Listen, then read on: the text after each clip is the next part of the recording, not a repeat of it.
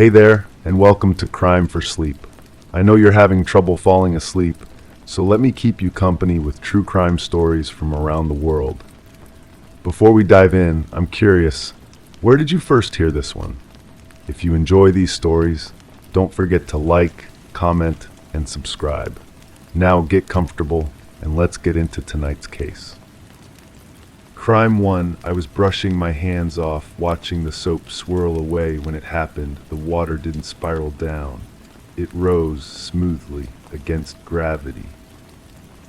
It didn't splash, it simply climbed up the drain like it was being pulled by invisible threads. I froze, watching the stream reverse itself, pooling back into the basin, perfectly still once it returned.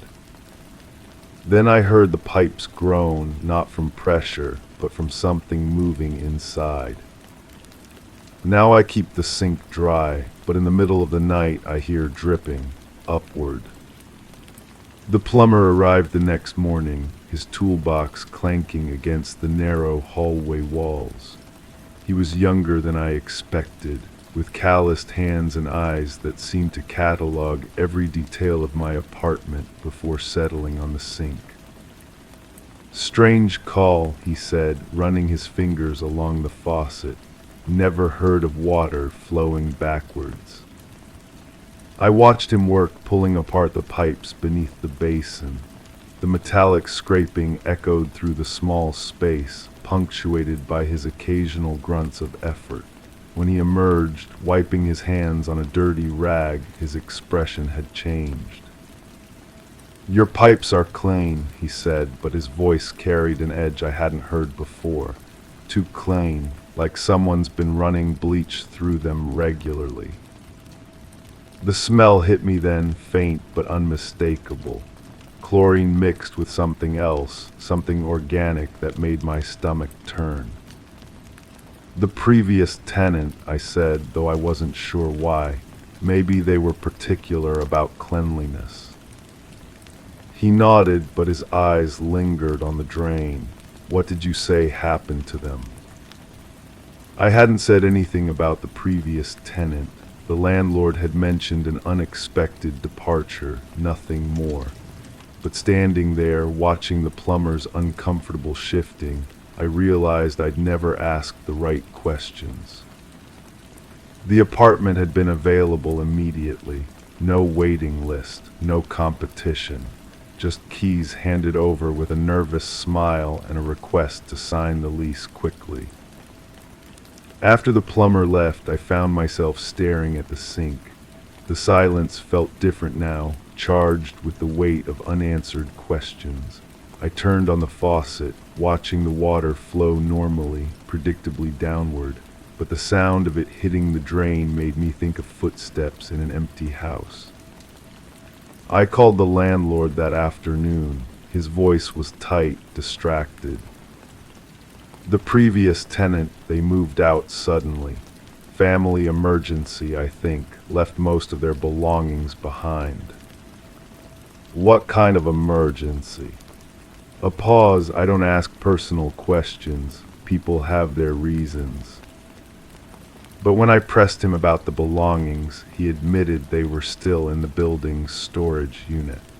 "You're welcome to look through them if you want. Might be something useful." The storage unit was in the basement, behind a metal door that scraped against concrete when it opened. The air was stale, thick with the smell of cardboard and forgotten things. The previous tenant's possessions were stacked in neat rows: books, clothes, kitchen items, and boxes labeled in careful handwriting. I opened the first box and found cleaning supplies. Bottles of bleach, scrub brushes, rubber gloves, more cleaning products than any reasonable person would need. The next box contained photographs, but they were all of the apartment itself. The same angles, the same rooms, taken at different times. In some the lighting was harsh, revealing stains on the walls I'd never noticed. In others the camera focused on specific details: the sink, the pipes, the drain. At the bottom of the box I found a notebook. The pages were filled with observations, written in the same careful handwriting as the box labels. Dates, times, descriptions of sounds, water pressure measurements, notes about temperature variations. And on the last page, a single line repeated over and over, "It knows I'm watching." I took the notebook back to my apartment, my hands trembling as I turned the pages. The entries began normally enough, complaints about water pressure, notes about maintenance requests, but as I read further, the tone changed. The writer had become obsessed with the plumbing, documenting every sound, every irregularity. "The drain makes a sucking sound when the building is quiet," one entry read. "Not from water, from air moving where it shouldn't." Another found hair in the pipes, not mine, too long, too dark, smells like something died. I closed the notebook and walked to the sink. The drain stared back at me, a perfect circle of darkness. I reached for the faucet, then stopped. The silence in the apartment felt expectant, like a held breath. That night I lay in bed listening to the building's sounds. The creaking of settling wood, the distant hum of heating systems, the occasional footstep in the hallway. But underneath it all, I heard something else. A soft, rhythmic sound coming from the bathroom. I found my phone and turned on the flashlight, following the sound to the sink. The drain was perfectly dry, but I could hear water moving somewhere below, not flowing, rising, like someone was pushing it upward through the pipes.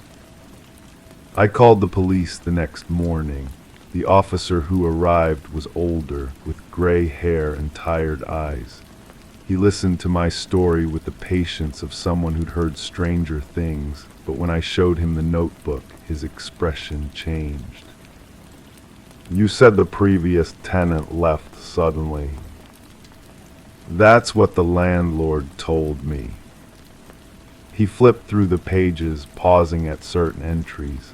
"This person was scared, really scared. These aren't the notes of someone planning to move." "You think something happened to them?" "I think someone should have asked these questions sooner." He took the notebook with him, promising to look into the previous tenant's departure. But when he called me back 2 days later, his voice was different, careful, official. "The person who lived there before you doesn't exist," he said. "The name on the lease, the references, the employment history, all fabricated. Someone went to a lot of trouble to create a false identity. But the notebook, the photographs, are real, which means someone was living there, watching, documenting. But whoever they were, they didn't want to be found." After he hung up, I sat in my kitchen, staring at the sink. The water flowed normally when I turned on the faucet, but I found myself thinking about the notebook's entries, about someone sitting in this same chair, writing about sounds in the dark, about hair that wasn't theirs, about the feeling of being watched. I started my own notebook that night, not because I believed in the strange things the previous tenant had written, but because I needed to understand what had driven them to such fear. I documented every sound, every irregularity, every moment when the apartment felt wrong. The first entry was simple: water drained upward, impossible, but I saw it happen. The second, plumber found pipes too clean, bleach smell in the air. By the third week, my entries had begun to echo those of my predecessor. The drain did make sounds when the building was quiet. The water pressure did fluctuate in ways that seemed intentional. And sometimes, in the middle of the night, I could swear I heard someone walking through the apartment above me, except there was no apartment above me. I lived on the top floor. I started avoiding the sink, using bottled water for drinking, washing dishes in the bathtub. But the sounds continued, the groaning pipes, the soft splashing that seemed to come from inside the walls, the feeling that something was moving through the building's circulatory system, something that didn't belong. One night I woke to find the bathroom door open. I always closed it before bed, but there it was, standing wide, revealing the sink in the moonlight. The drain was perfectly dry, but I could see something glinting at the bottom, something that caught the light and reflected it back. I approached slowly, phone flashlight in hand. At the bottom of the drain, just visible in the narrow beam, was a key, old brass with elaborate teeth. It hadn't been there before, I was certain of that. I reached for it, my fingers barely fitting into the narrow opening. The key was cold, heavier than it should have been, and when I pulled it out, I heard something else fall deeper into the pipes, something that sounded like metal hitting water. The key fit the lock on the storage unit door. I returned to the basement that night, my hands shaking as I turned the key. The door opened with a different sound this time, not the scraping of metal on concrete, but the soft click of a mechanism engaging. Behind the previous tenant's boxes, I found another door, one that hadn't been there before or that I simply hadn't noticed. The door led to a narrow room I'd never seen. The walls were covered with photographs, hundreds of them, all taken from inside different apartments in the building. The same angles, the same focus on plumbing fixtures, the same obsessive documentation. But these weren't just pictures. They were surveillance records, each one labeled with dates, times, and notes about the occupants. At the center of the room was a desk with a complex system of monitors and recording equipment. The screens showed live feeds from cameras hidden throughout the building, in kitchens, in bathrooms, in bedrooms, watching, always watching, the private moments of people who had no idea they were being observed. But it was the final monitor that made my blood run cold. It showed my apartment, my sink, my drain, and in the corner of the screen, timestamp running in real time, I could see myself standing in the storage room, looking back at my own image. I heard footsteps behind me, slow, deliberate, the sound of someone who had been waiting. I turned around, but the room was empty. The footsteps continued, growing closer, but I could see no one. Just the monitors flickering in the darkness, showing empty apartments, empty sinks, empty drains that seemed to be watching me back. I ran through the storage room, up the stairs, down the hallway to my apartment. I fumbled with the keys, my hands shaking, the sound of footsteps echoing behind me. When I finally got inside, I locked the door and pressed my back against it, listening. Silent. But then I heard it, the soft sound of water moving through pipes, rising, climbing, flowing upward against gravity, carrying something with it, something that wanted to reach the surface. I looked toward the bathroom. The door was open again, revealing the sink in the darkness. And from the drain, I could see water beginning to rise, not flowing up and falling back down, but rising steadily, pooling in the basin, filling it drop by drop. In the water, I could see my reflection, but it wasn't alone. There were other faces looking back at me. The faces of everyone who had lived in this building, everyone who had been watched, everyone who had discovered what lay beneath the surface. They were all there, trapped in the pipes, in the system that connected every apartment, every sink, every drain. And they were trying to tell me something, trying to warn me about what happened to people who saw too much, who asked too many questions, who found the room behind the storage unit. I packed my things that night, not everything, just what I needed. The notebook, some clothes, my passport. By morning I was gone. I left no forwarding address, no explanation. Just another tenant who had departed suddenly, leaving behind a mystery for the next person to solve. The new tenant moved in within a week. I know because I called, pretending to be interested in the apartment. The landlord was eager to fill it, asking no questions about references or background checks, just like before.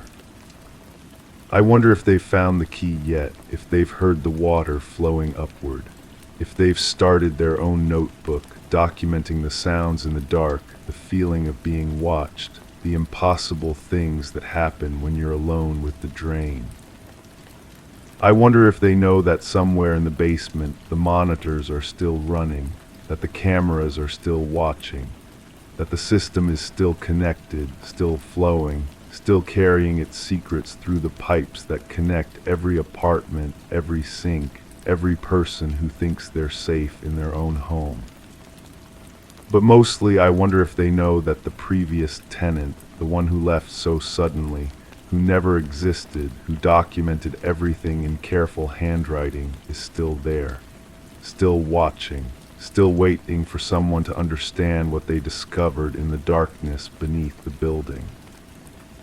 Because I know the truth now, the water doesn't flow upward on its own, it's being pushed by the weight of all those who came before, all those who found the room, all those who learned what happens when you look too closely at the things that aren't supposed to be seen. And someday, when the new tenant hears the pipes groan in the middle of the night, when they see their reflection in the rising water, when they realize they're not alone in the apartment they thought was theirs, they'll understand that they've become part of the system too. The drain will always be watching, the water will always rise, and somewhere in the darkness, someone will always be taking notes, documenting the impossible, waiting for the next person to discover what lies beneath the surface of ordinary things.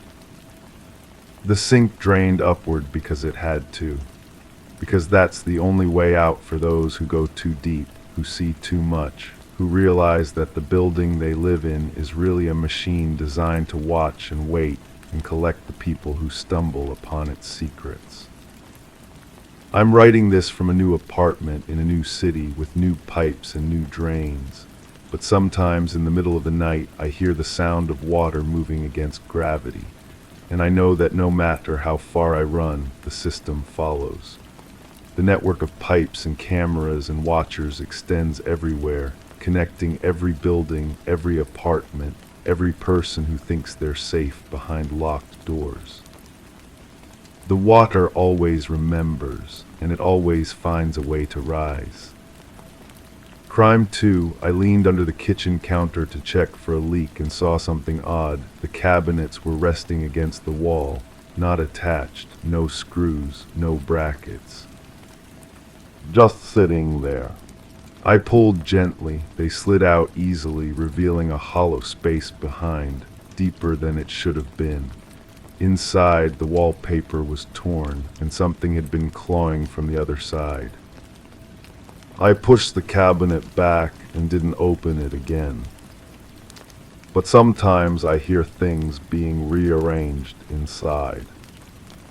The first woman I interviewed about the house was the real estate agent. She sat across from me at a coffee shop, stirring her latte with mechanical precision. Her smile never wavered, but her eyes kept darting to the window. The previous owners were a lovely family, she said. They just needed to relocate quickly for work. I asked her about the renovation history. She pulled out a folder, pages crisp and organized. Everything seemed normal. New flooring 3 years ago. Kitchen updated 2 years back, but there were gaps in the timeline. Permits filed but never closed. Contractors listed but no contact information. Why weren't the cabinets properly installed? I asked. Her stirring stopped. I'm not sure what you mean. I described what I'd found, the hollow space, the torn wallpaper. Her face went pale beneath her foundation. Sometimes contractors take shortcuts, she said finally. It's nothing to worry about. But she was lying. I could smell it on her. That sharp, metallic scent of fear mixed with cheap perfume. That night I called the contractor listed on the permit. The number was disconnected. I tried the company name in an online search. Nothing. It was as if they'd never existed. I went back to the kitchen. The sounds had gotten louder, not just rearranging, scratching, like fingernails on wood. I pulled the cabinet out again. The hollow space was bigger than I remembered, deep enough to crawl into. The torn wallpaper revealed older paper underneath, faded roses on a cream background, the kind they used decades ago. I ran my fingers along the wall. The plaster was soft in places, crumbling at my touch. And there near the corner, something that made my stomach turn. Dark stains, rust-colored and deliberate. I backed out and sat on the kitchen floor. The house felt different now, heavier, like it was holding its breath. The next morning I found the previous owner's address through public records. The family had moved across the country. I called them. The woman who answered had a shaky voice. "We don't talk about that house anymore," she said. "Please, I need to understand what I'm dealing with." A long pause. I could hear children playing in the background, normal sounds from a normal life. "The cabinets were like that when we moved in," she whispered. "We meant to fix them, but every time we tried, something would happen. Tools would disappear. Workers would quit. One contractor said he heard voices coming from behind the wall." "What kind of voices?" "Crying, someone crying and asking for help." She hung up. I spent the afternoon in the local library, going through old newspaper archives. The house had been sold 6 times in the past 20 years. Each family stayed less than 3 years. Most left suddenly, selling well below market value. In the archived police reports, I found something interesting. A missing person case from 15 years ago. A young woman who'd been house-sitting for the owners at the time. She'd vanished without a trace. No signs of struggle, no evidence of foul play, just gone. Her name was in the report, but I won't repeat it here. Names have power, and some things are better left unspoken. The house-sitting arrangement had been informal, cash payment, no contracts. The owners had been traveling for a month. When they returned, they found her belongings still in the guest room, but she was nowhere to be found. I stared at the photo attached to the report. Young face, bright smile. She looked like someone who trusted easily. Someone who might not recognize danger until it was too late. The police had interviewed neighbors. One remembered seeing her in the yard talking to a man. Middle-aged, average height, wearing work clothes. She'd seemed comfortable with him. Friendly. No one could identify the man. The case went cold. I drove past the house that night without stopping. The kitchen window was dark, but I swear I saw movement inside. A shadow passing back and forth, methodical, searching. When I got home, I called the lead detective on the missing person case. He was retired now, but his voice sharpened when I mentioned the address. "That house," he said. "I always wondered about that house." "What do you mean?" "The owners acted strange during the investigation. Nervous, kept insisting she must have run off with some guy, but her car was still there, her purse, her phone. People don't just disappear like that." "Did you search the house thoroughly?" "We looked everywhere, but there's something about that place. Rooms that feel bigger than they should be. Spaces that don't match the blueprints, like someone had been playing with the walls." I told him about the cabinets, the hollow space, the stains. "You need to call the current police," he said. "This isn't something you should handle alone." But I knew I wouldn't, not yet. I needed to understand what I was dealing with first. The next day I went back to the house. I brought a flashlight and a camera. The hollow space behind the cabinet seemed to exhale cold air when I opened it. The stains were darker than I remembered, more extensive. I crawled inside. The space stretched further than the house's footprint should have allowed.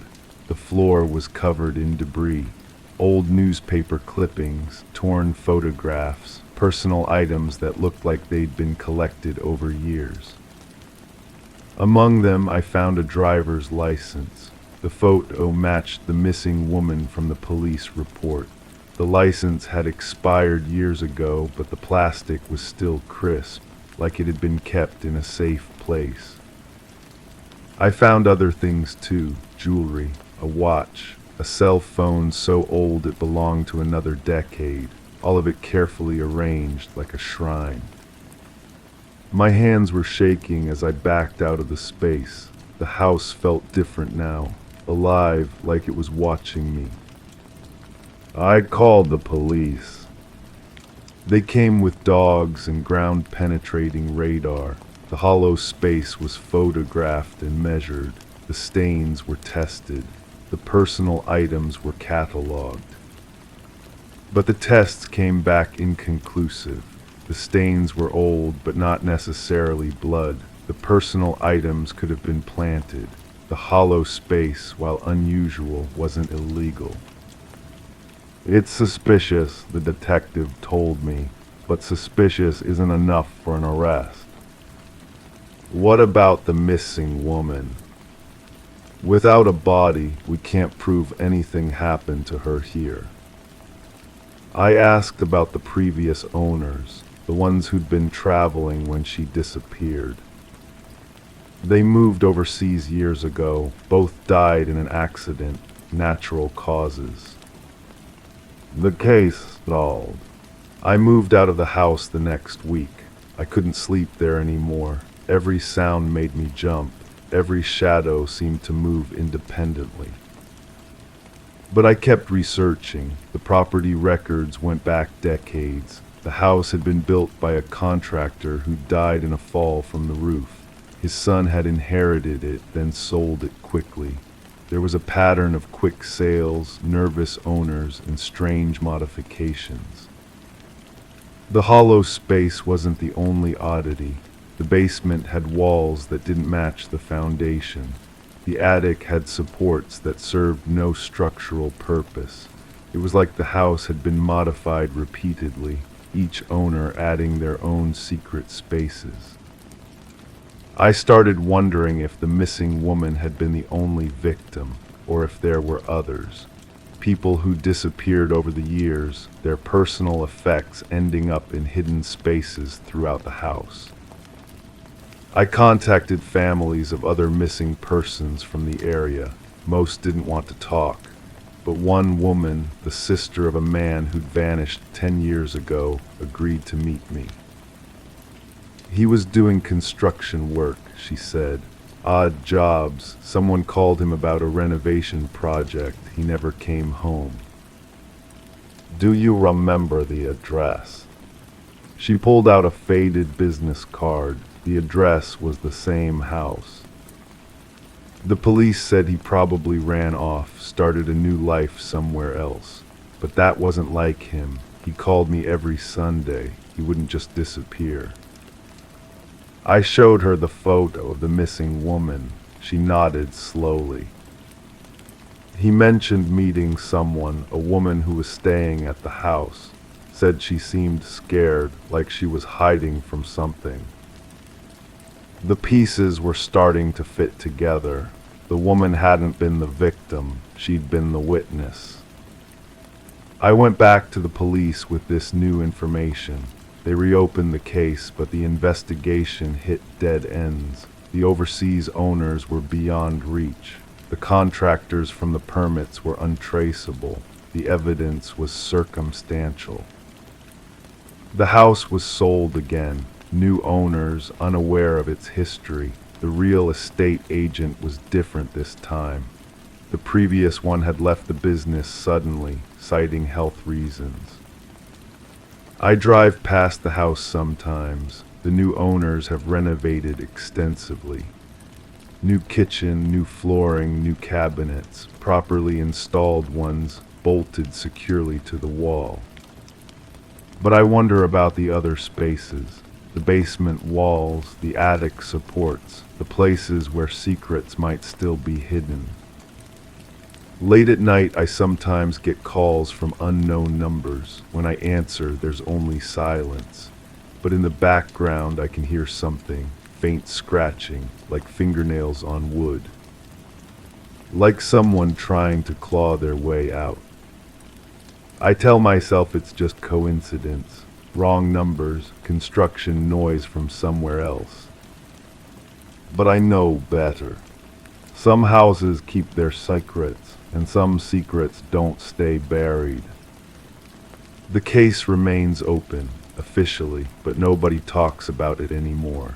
The missing woman's family moved away. The detective retired. The house carries on, accepting new owners, new secrets, new spaces between the walls.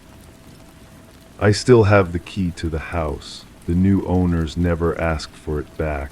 Sometimes I hold it in my hand and wonder what I would find if I went back, if I looked harder, if I had the courage to crawl deeper into those hidden spaces.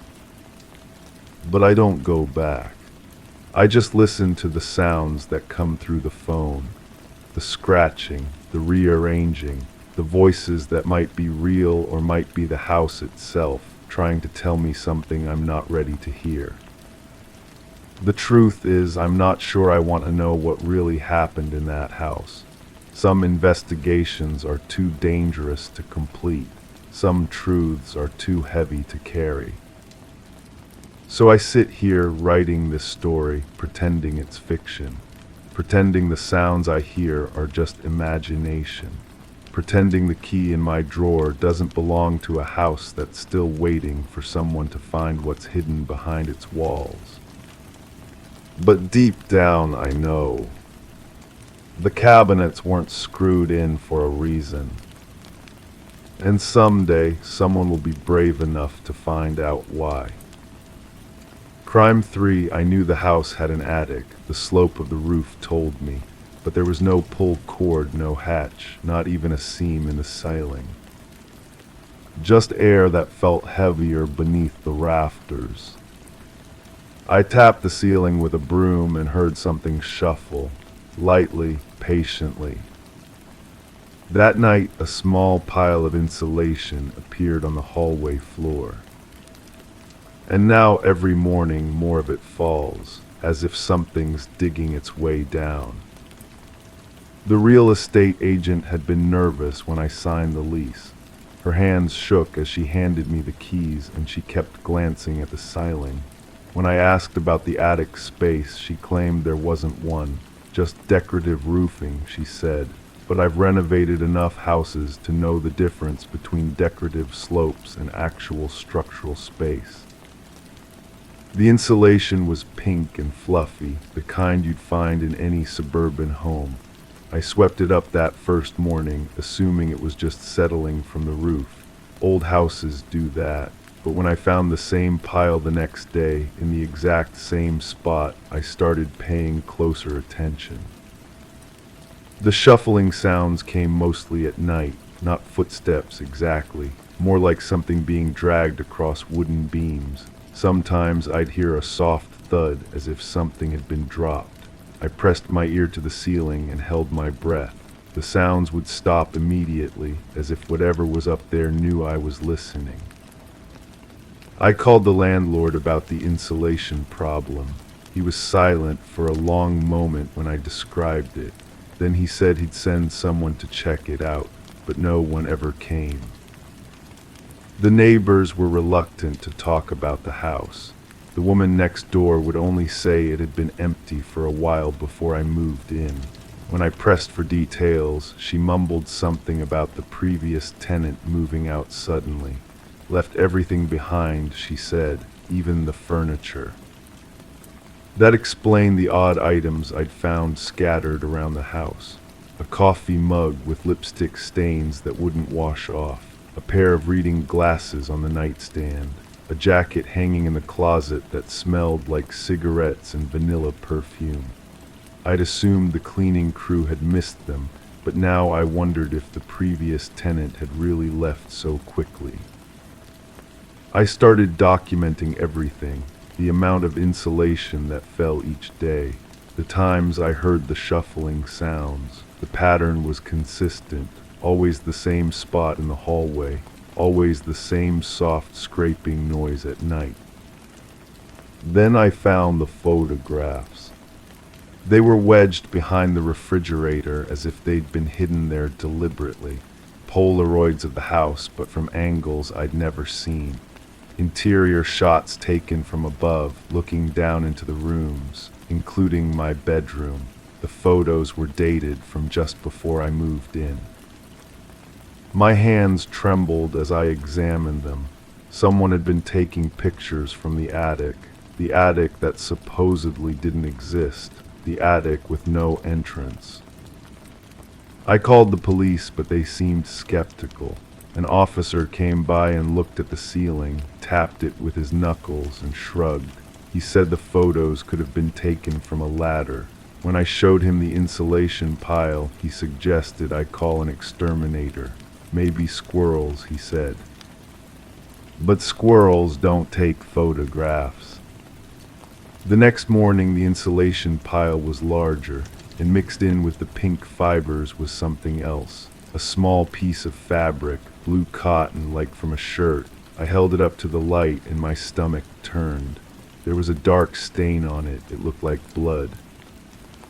I bought a ladder and positioned it in the hallway, directly under where the insulation kept falling. With a flashlight clenched between my teeth, I pushed against the ceiling. It gave slightly, more than drywall should. I pressed harder and a section moved, a hidden panel. The smell hit me first, stale air mixed with something organic and wrong. I shined the flashlight into the opening and saw wooden beams, dusty floorboards, and scattered insulation. But there was something else. In the far corner, barely visible in the weak light, was a sleeping bag, and next to it, a plastic bag filled with what looked like food wrappers. Someone had been living up there. I pulled myself up through the opening, my heart hammering against my ribs. The attic was larger than I'd expected, running the length of the house. There were signs of long-term habitation, a battery-powered radio, empty water bottles, a bucket that I didn't want to examine too closely. But what made my blood freeze was what I found near the sleeping bag, a manila folder filled with photographs, not just of the house but of me, going about my daily routine. Sleeping, showering, eating breakfast. Someone had been watching me since the day I moved in. At the bottom of the folder was a driver's license. The photo showed a middle-aged man with thinning hair and hollow eyes. The address was this house, the same house I was renting, the same house where the previous tenant had supposedly moved out suddenly. I scrambled back down the ladder, my mind racing. The previous tenant hadn't moved out. He'd moved up, into the attic, into the space that officially didn't exist. I called the police again, but when they arrived, the attic was empty. The sleeping bag was gone. The photographs were gone. Even the hidden panel seemed to have been sealed from the inside. The officers looked at me like I was having a breakdown. One of them suggested I might be under stress from the move. That night I didn't sleep. I sat in the living room with the ladder still positioned in the hallway, staring at the ceiling. No insulation fell, no shuffling sounds, just silence. But in the morning there was something new. A single sheet of paper slipped under my front door. It was a lease agreement for this house, dated exactly 1 year ago. The signature at the bottom was shaky but legible. The name matched the one on the driver's license I'd found in the attic. I packed my things that same day. The landlord seemed unsurprised when I called to break the lease. He said he'd keep my security deposit for the damage to the ceiling. When I asked what damage, he said someone had cut a hole in the hallway ceiling. But I never cut any hole. I'd only found the panel that was already there. The real estate agent who'd rented me the house had disappeared. Her office said she'd taken an extended leave of absence. When I drove by the house a week later, there was already a new tenant moving in, a young woman carrying boxes alone. I wanted to warn her, to tell her about the attic, about the photographs, about the man with the hollow eyes. But what would I say? That I'd found evidence of someone living in a space that everyone claimed didn't exist, that I'd seen proof of surveillance in an officially empty house. Instead, I parked across the street and watched her struggle with a heavy box. She looked tired, vulnerable, the kind of person who'd jump at the chance for affordable rent in a nice neighborhood, the kind of person who wouldn't ask too many questions about previous tenants. That night I dreamed about insulation falling like snow. When I woke up, I found myself checking my own ceiling, running my hands along the edges, looking for seams that shouldn't be there. Sometimes I wonder if the man in the photographs was ever really there, or if the attic was just a symptom of something else. A manifestation of the feeling that someone is always watching, always waiting, always just out of sight. But then I remember the weight of that driver's license in my hands, the cold reality of his name and address, the way the sleeping bag still held the impression of a body. The house is still rented. Different tenants move in and out with suspicious regularity. I've driven by several times and there's never any sign of an attic entrance.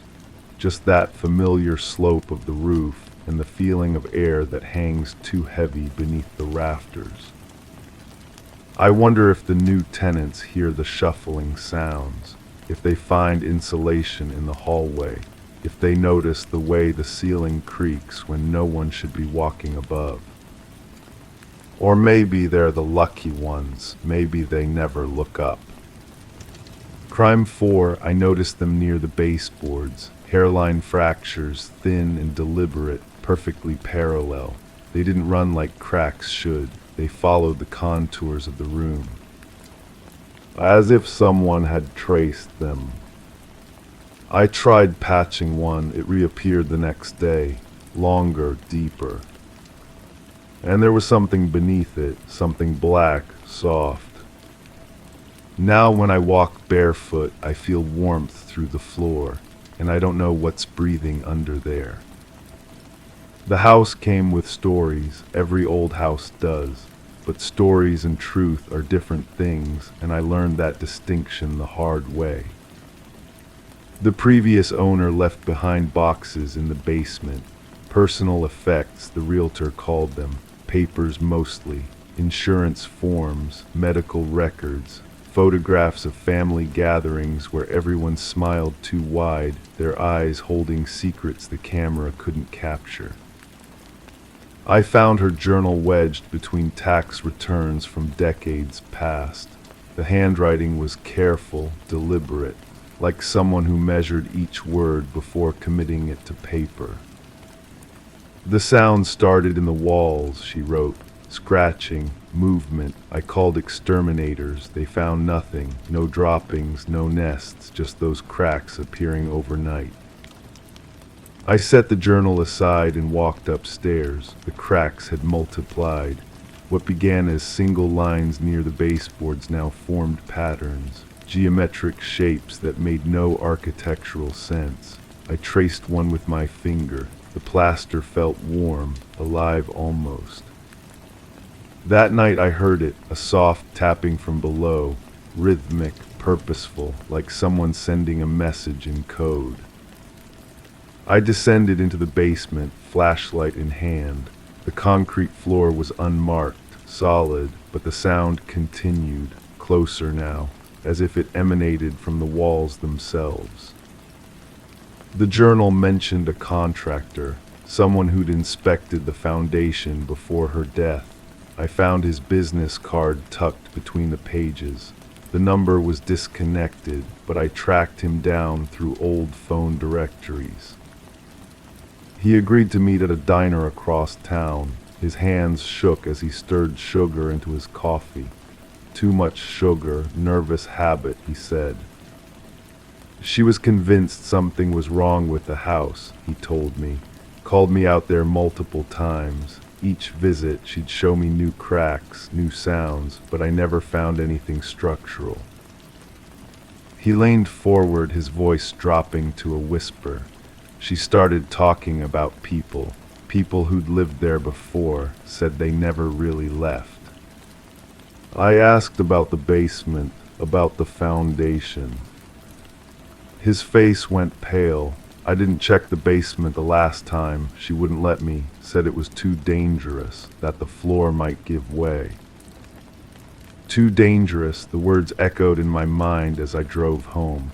I'd walked on that basement floor dozens of times. It felt solid, stable, but feelings can deceive. Back at the house, I examined the basement more carefully. The concrete showed no obvious signs of damage, but in the corner, hidden behind stacked boxes, I found something peculiar. A section of the floor that looked different, newer. The concrete was a shade lighter, as if it had been patched recently. I moved the boxes aside. The patch was roughly 6 feet long, 2 feet wide, the perfect dimensions for something that didn't bear thinking about. The journal entries became more erratic toward the end. Her handwriting deteriorated. Words pressed so hard into the paper they tore through to the pages beneath. I know what's down there, she wrote. I've always known, but knowing and accepting are different things. The cracks are trying to tell me something. They're trying to show me where to look. The final entry was dated 3 days before her death. A death the coroner ruled accidental. A fall down the basement stairs, broken neck, quick, they said, painless. The tapping is louder now, she wrote. It's calling me down. I have to go. I have to see for myself. The truth is in the foundation. It's always been in the foundation. I called the police, asked about the investigation into her death. The detective who handled the case was retired, but he remembered her, remembered the house. Strange case, he said. She'd been calling us for months, complained about noises, about people watching her. We thought it was paranoia, mental illness, but then she died and we had to look deeper. He paused, choosing his words carefully. We found things in the basement, things that made us wonder if maybe she wasn't as crazy as we thought. Things he wouldn't elaborate, wouldn't tell me what they'd discovered beneath that concrete floor, but his voice carried weight. The weight of knowledge that some truths are too heavy to share. I hung up and walked to the basement. The patch of concrete seemed to pulse in the dim light. The tapping had stopped. The silence was worse than the sound. I knelt beside the patch and pressed my ear to the floor. Nothing, but the concrete was warm, warmer than it should be, and there was something else. A smell, faint but distinct, sweet, organic, like flowers left too long in water. The hardware store sold concrete saws. The clerk asked what I was cutting. I told him I was doing renovations. He nodded and rang up the purchase. No questions, no suspicions. Back at the house, I started cutting. The blade bit into the concrete with a grinding shriek. Dust filled the air. My hands trembled as I worked. Not from the vibration of a saw, from something else. Something that felt like anticipation mixed with dread. The concrete was thinner than I'd expected, 6 inches deep. Beneath it, the soil was dark, rich, too rich for a basement floor, and there were things in the soil, white things, curved and smooth. I set the saw aside and began digging with my hands. The soil came away easily, too easily, as if it had been disturbed recently, repeatedly. The first bone was small, delicate. It could have been an animal, a pet buried with love and care. But as I dug deeper, the bones grew larger, more numerous, and they were arranged too purposefully to be random. I found fabric, synthetic materials that don't decompose quickly. Buttons, a zipper, things that spoke of human habitation, human presence, human remains. The smell grew stronger as I worked, sweet decay masked by something else, something chemical, preservative, as if someone had tried to slow the natural process, to keep the secret fresh. I counted them as I unearthed them. 3 separate sets of remains, different sizes, different ages, one small enough to be a child. The thought made my stomach turn. The journal lay open on the floor beside me. Her final words seemed to watch as I worked. The truth is in the foundation. It's always been in the foundation. But whose truth and whose foundation? I found identification in the soil. Driver's licenses, credit cards, names and faces of people who disappeared over the years, people who'd been reported missing, people who'd been forgotten. The house had been sold multiple times, each owner staying only briefly before moving on, before dying, before disappearing. The pattern was clear once you knew where to look. I called the police again. This time they came, they brought equipment, experts, people who knew how to handle what I'd found. The detective who'd handled the previous owner's case arrived with the others. He looked at the excavation site without surprise, as if he'd been expecting this discovery. "We suspected," he said, "but suspicion isn't evidence, and evidence isn't always enough." He showed me photographs, missing persons reports, investigation files that had been closed for lack of leads. The faces in the pictures matched the identification I'd found in the soil.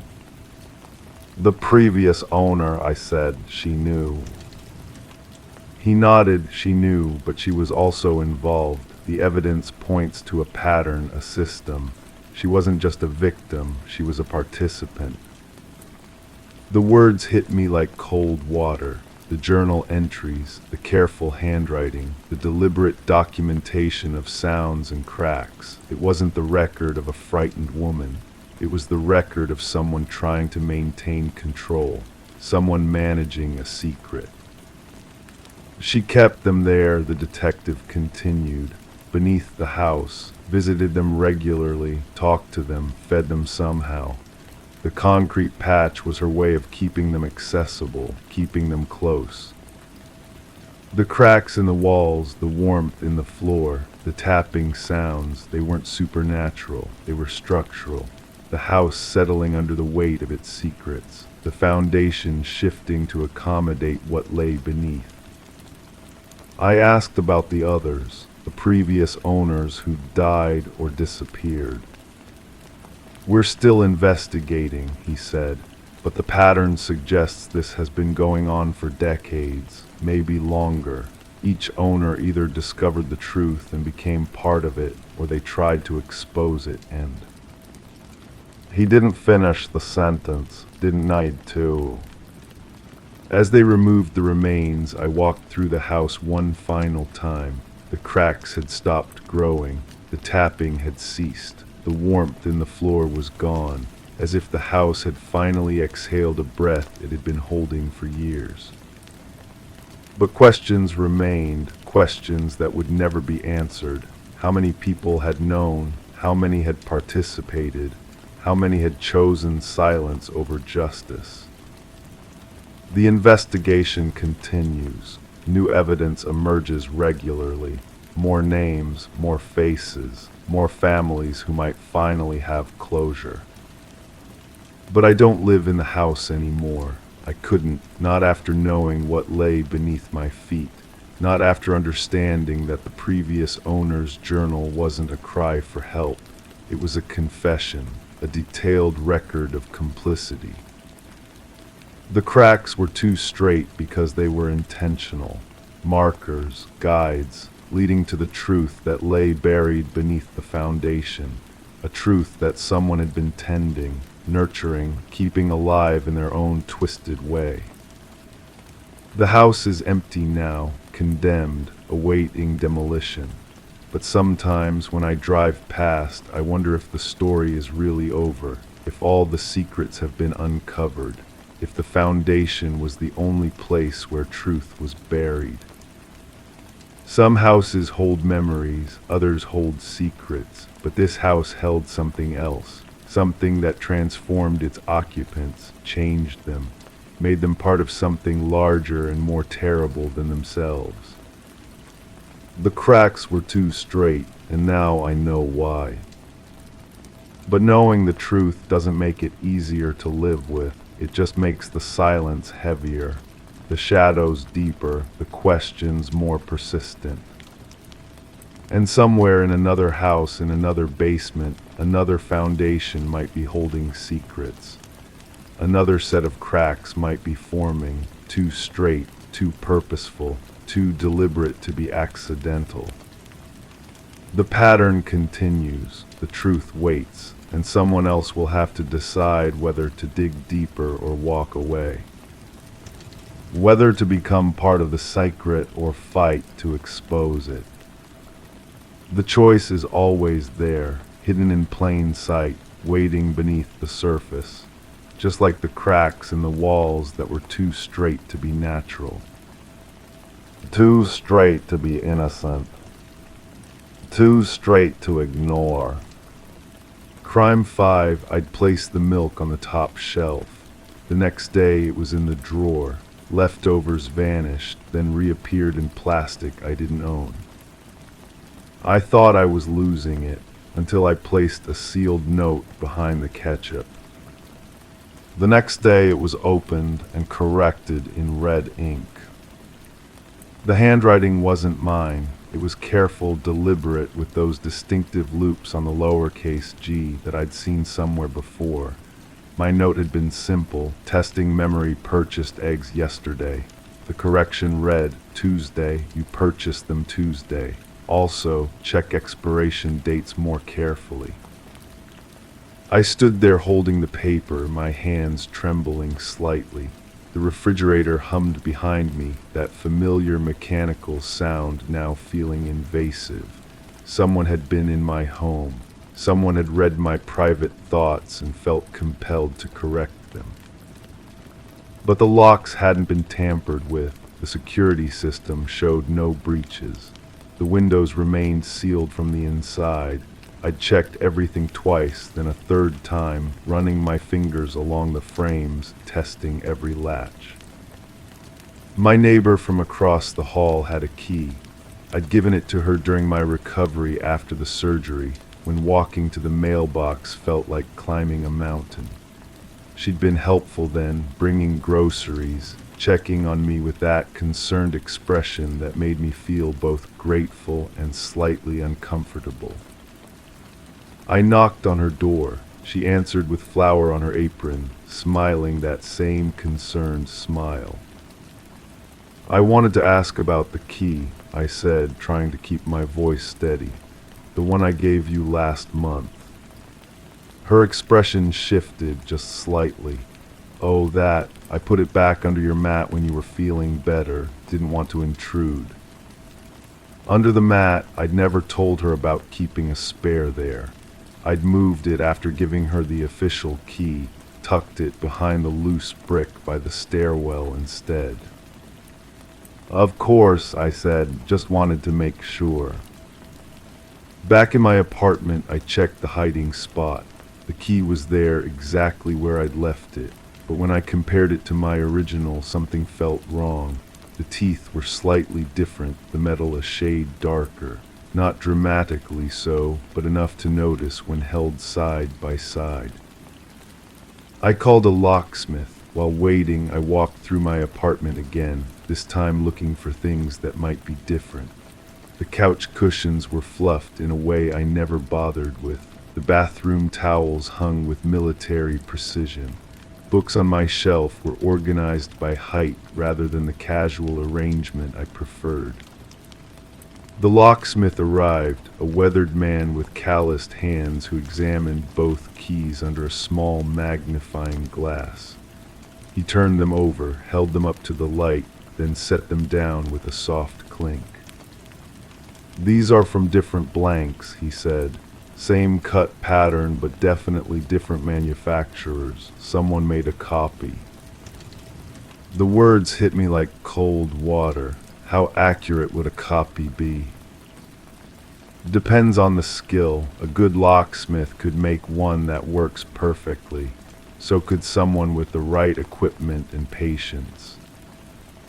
After he left, I sat at my kitchen table, staring at the refrigerator. The note was still in my hand, that red ink seeming to pulse under the fluorescent light. I thought about the handwriting, those distinctive loops. Where had I seen them before? My lease, the signature on my lease application had those same loops. I retrieved the paperwork from my filing cabinet, spread it across the table. The landlord's signature was a match, not similar, identical. I called the rental office. The woman who answered had a cheerful voice that made my questions feel paranoid. "I wanted to verify something about my lease," I said, "the signature from the landlord." "Oh, he never signs the leases directly. We use a signature stamp for efficiency. Has been that way for years." A stamp, anyone with access to the office could use it. But why would someone want to? And why the elaborate charade with the food, the corrections, the subtle rearrangements? I started keeping a journal, documenting every change I noticed. The coffee maker moved 2 inches to the left. The salt shaker refilled when I was certain it was nearly empty. My morning routine disrupted by small acts of invisible maintenance. The pattern became clear after a week. The changes always happened when I was at work. My schedule was predictable. Leave at the same time, return at the same time. Someone was using those empty hours to enter my space, to live alongside my life without my knowledge. I took a day off, hiding in my bedroom with the curtains drawn. The apartment felt different when I was supposed to be gone. Quieter, expectant. I waited, barely breathing, listening for any sound that didn't belong. The refrigerator door opened with its familiar suction sound. Footsteps moved across the linoleum, soft but deliberate. I pressed my ear to the bedroom door, my heart hammering against my ribs. The footsteps stopped, then started again, moving toward the bedroom. I held my breath, gripping the doorknob. The steps paused just outside. A shadow passed under the door crack. Then, after what felt like an eternity, they retreated. When I finally emerged, there was a new note on the refrigerator. This time, it wasn't a correction. It was an apology. "I'm sorry you had to find out this way. I've been taking care of things since you've been alone. The milk was spoiling. The leftovers were growing mold. You're not eating enough vegetables. I was only trying to help." The handwriting was different now, hurried, emotional, but still with those distinctive loops. I recognized the paper. It was from my own notepad, the one I kept by the phone. Whoever this was had been living in my space long enough to know where I kept my writing supplies. The locks were changed that afternoon. I had security cameras installed, motion sensors, everything I could think of, but the feeling remained.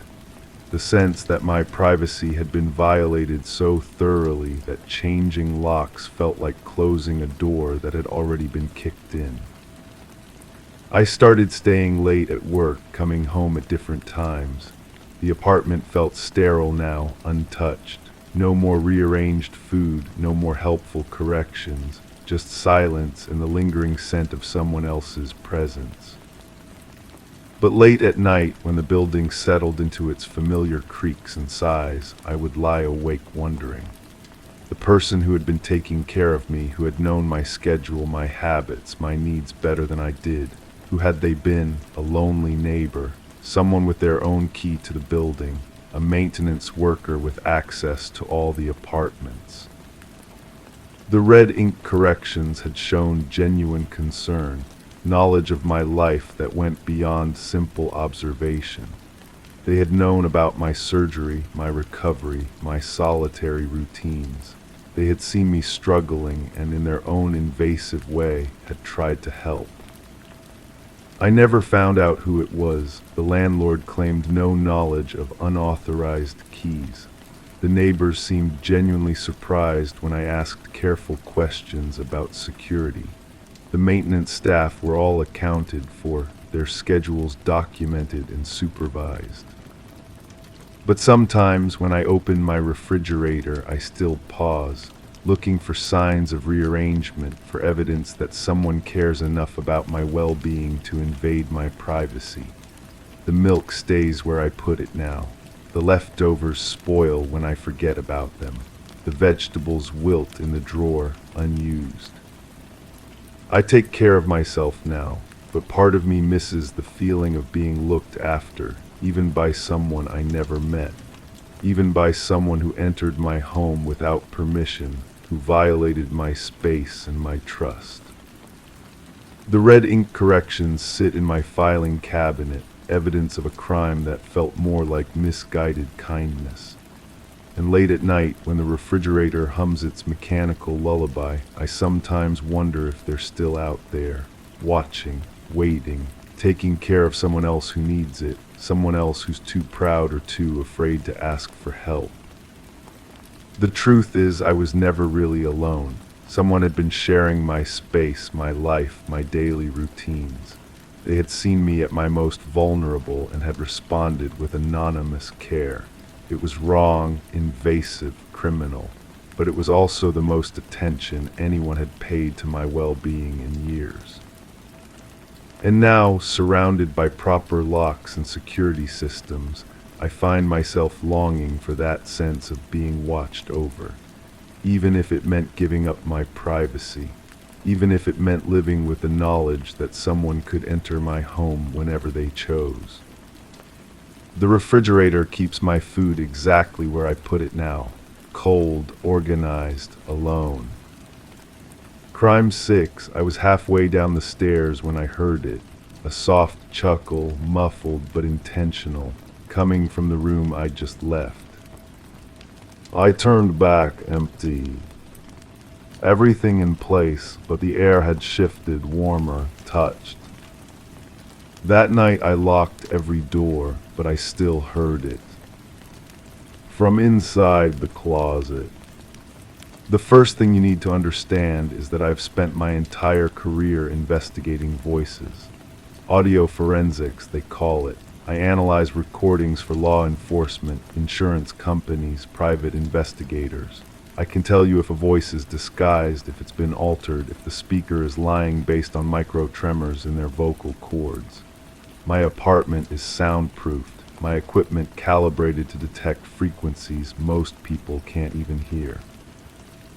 So when I tell you I heard laughter from an empty room, I'm not some hysterical witness. I'm a professional who knows the difference between sound and silence. The case file arrived on a Tuesday. Missing person, adult female, last seen leaving her workplace 3 weeks prior. The police had exhausted their leads. The family hired me to analyze the final voicemail she'd left her sister. Standard procedure: clean up the audio, filter out background noise, identify any voices or sounds that might indicate location or circumstances. I loaded the file into my system. Her voice was steady, controlled, no tremor, no distress markers. She was calling to cancel dinner plans, Nothing unusual except for one detail buried in the frequency analysis, a second voice, barely audible, speaking simultaneously with hers during the final seconds of the message.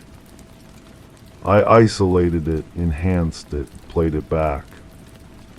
It was her voice, the same woman speaking different words at the exact same moment. Two separate conversations, one layered beneath the other. I'd never encountered anything like it. Voices don't overlap with themselves unless there's been tampering, but my equipment detected no digital manipulation. The audio was clean, original, unedited. I called the sister. She lived alone in a converted warehouse space, the kind of place where sound bounces off concrete walls and creates its own echo chamber. When I played her the isolated secondary voice, she went completely silent. I could hear her breathing through the phone, short and shallow. The second voice was saying goodbye, not to her sister, but to someone else, someone who wasn't there during the original call. The sister agreed to meet me at her place. I brought my portable equipment, thinking I might need to record our conversation or test the acoustics of her space.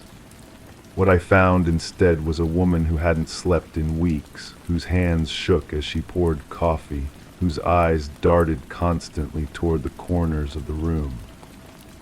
She led me to a desk covered in papers, photographs, phone records, everything related to her missing sister. As she spoke, I noticed something odd about her voice, a slight delay, as if she was unconsciously repeating words a fraction of a second after she'd already said them. The effect was subtle, almost hypnotic. She told me her sister had been acting strangely before she disappeared, talking to herself, but not in the way people do when they're thinking aloud. Full conversations, complete with pauses for responses from someone who wasn't there. She'd mentioned feeling watched, followed, but never by anyone visible. I recorded our conversation. Later, when I analyzed the audio, I found the same phenomenon. The sister's voice layered with itself, carrying on two separate dialogues simultaneously, one directed at me, the other at an unseen presence.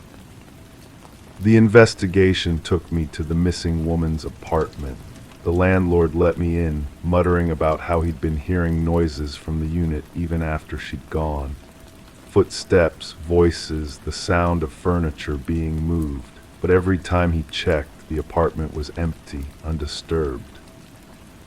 I set up my equipment in her living room. The space felt dense, overcrowded despite being sparsely furnished. I began recording ambient sound, hoping to capture whatever the landlord had been hearing. The first hour yielded nothing but the usual urban background noise, traffic, distant conversations, the hum of appliances.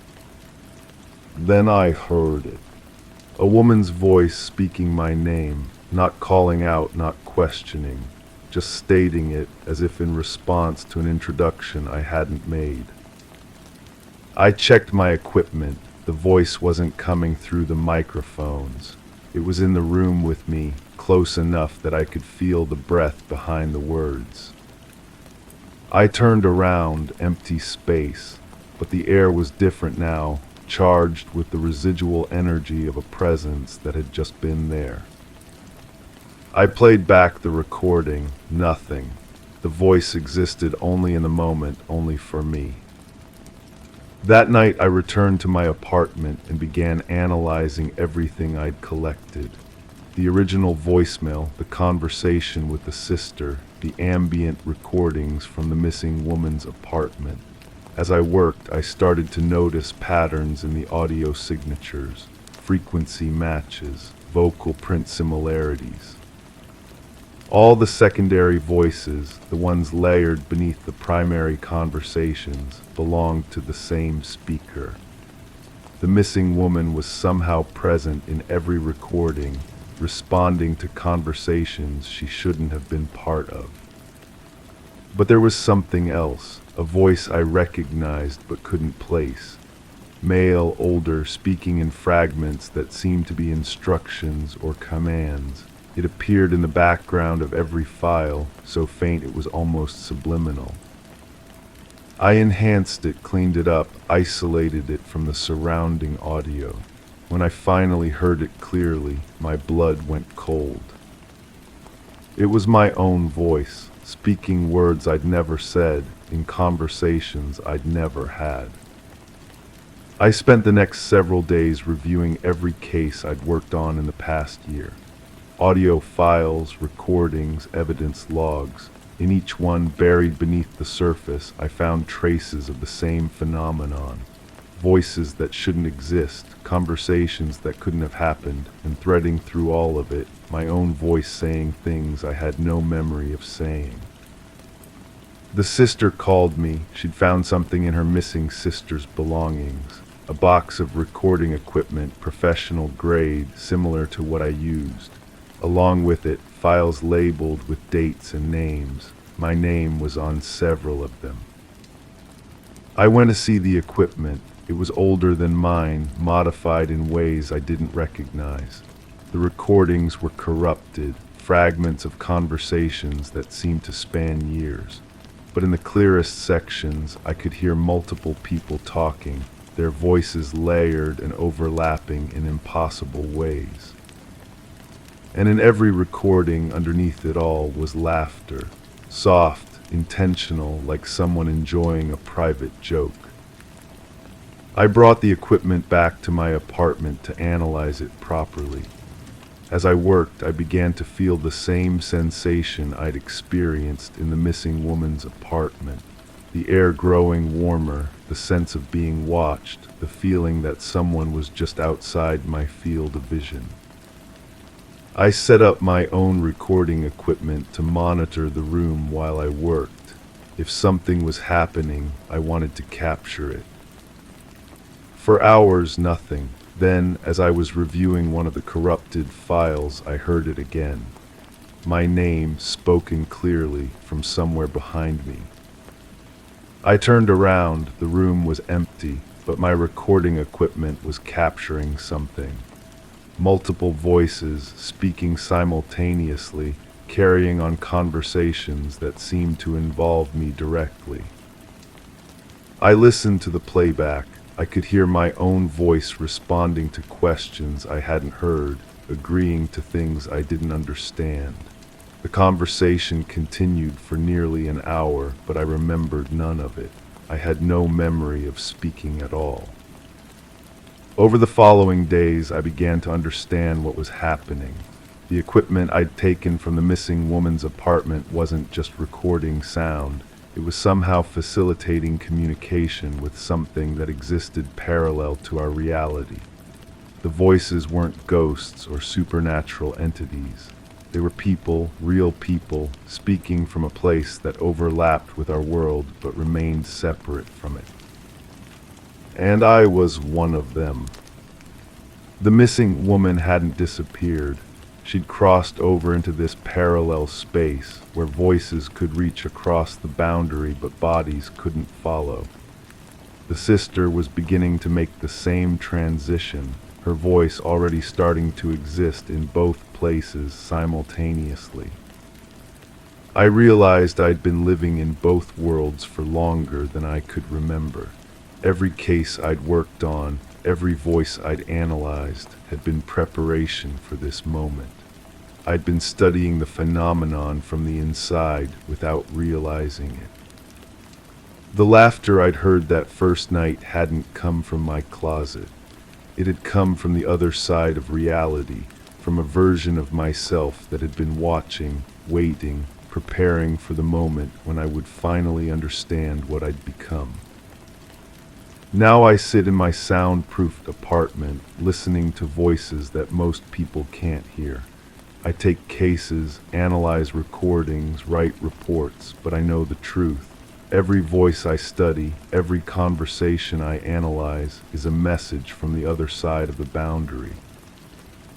And sometimes when I'm working late and the city grows quiet, I can hear them talking about me, planning something, waiting for something.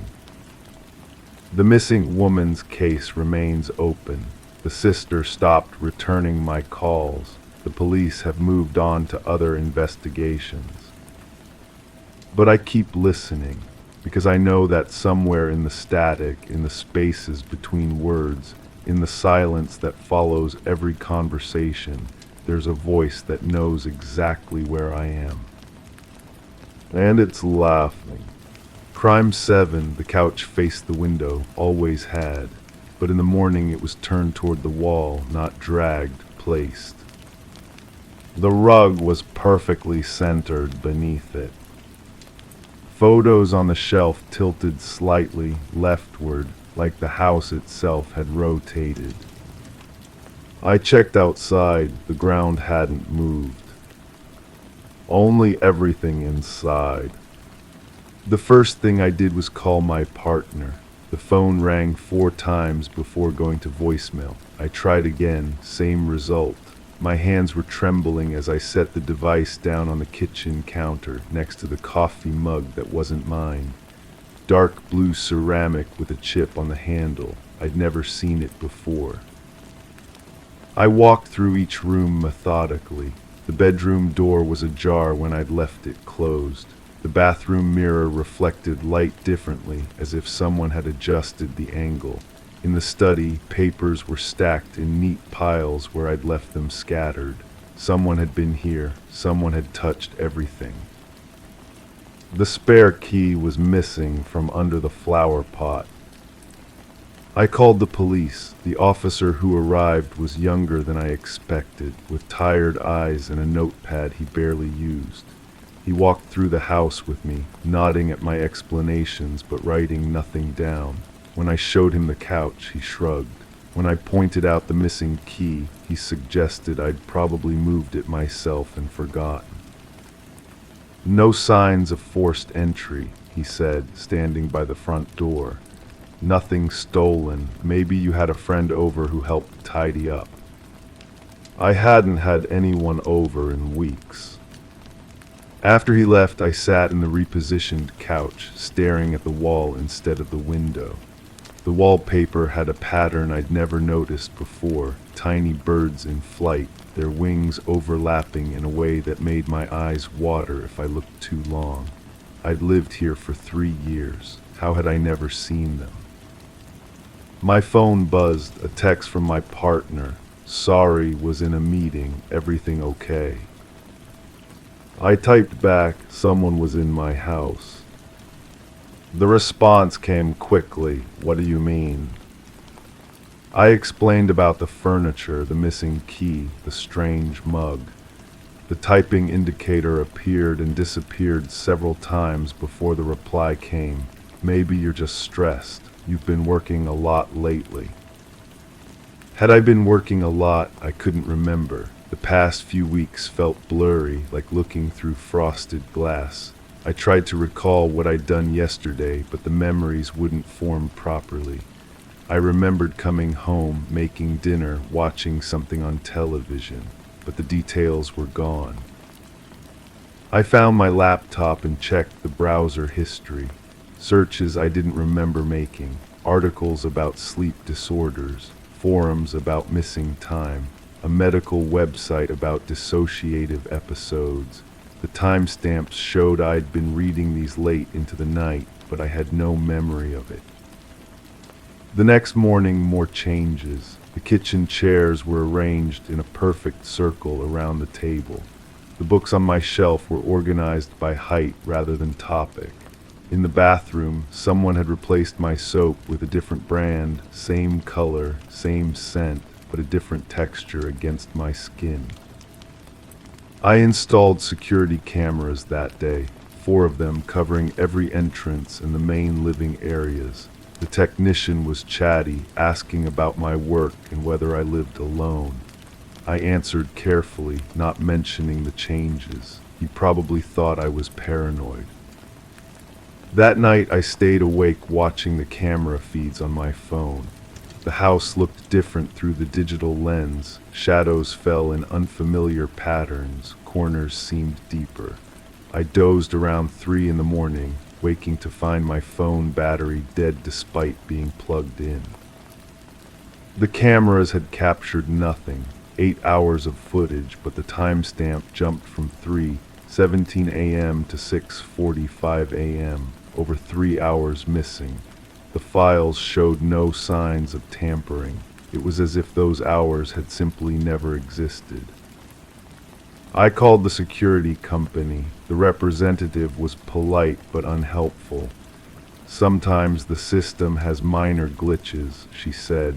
"We can send someone out to check the equipment." But I knew the equipment was fine. Someone had been in my house again. The evidence was subtle but unmistakable.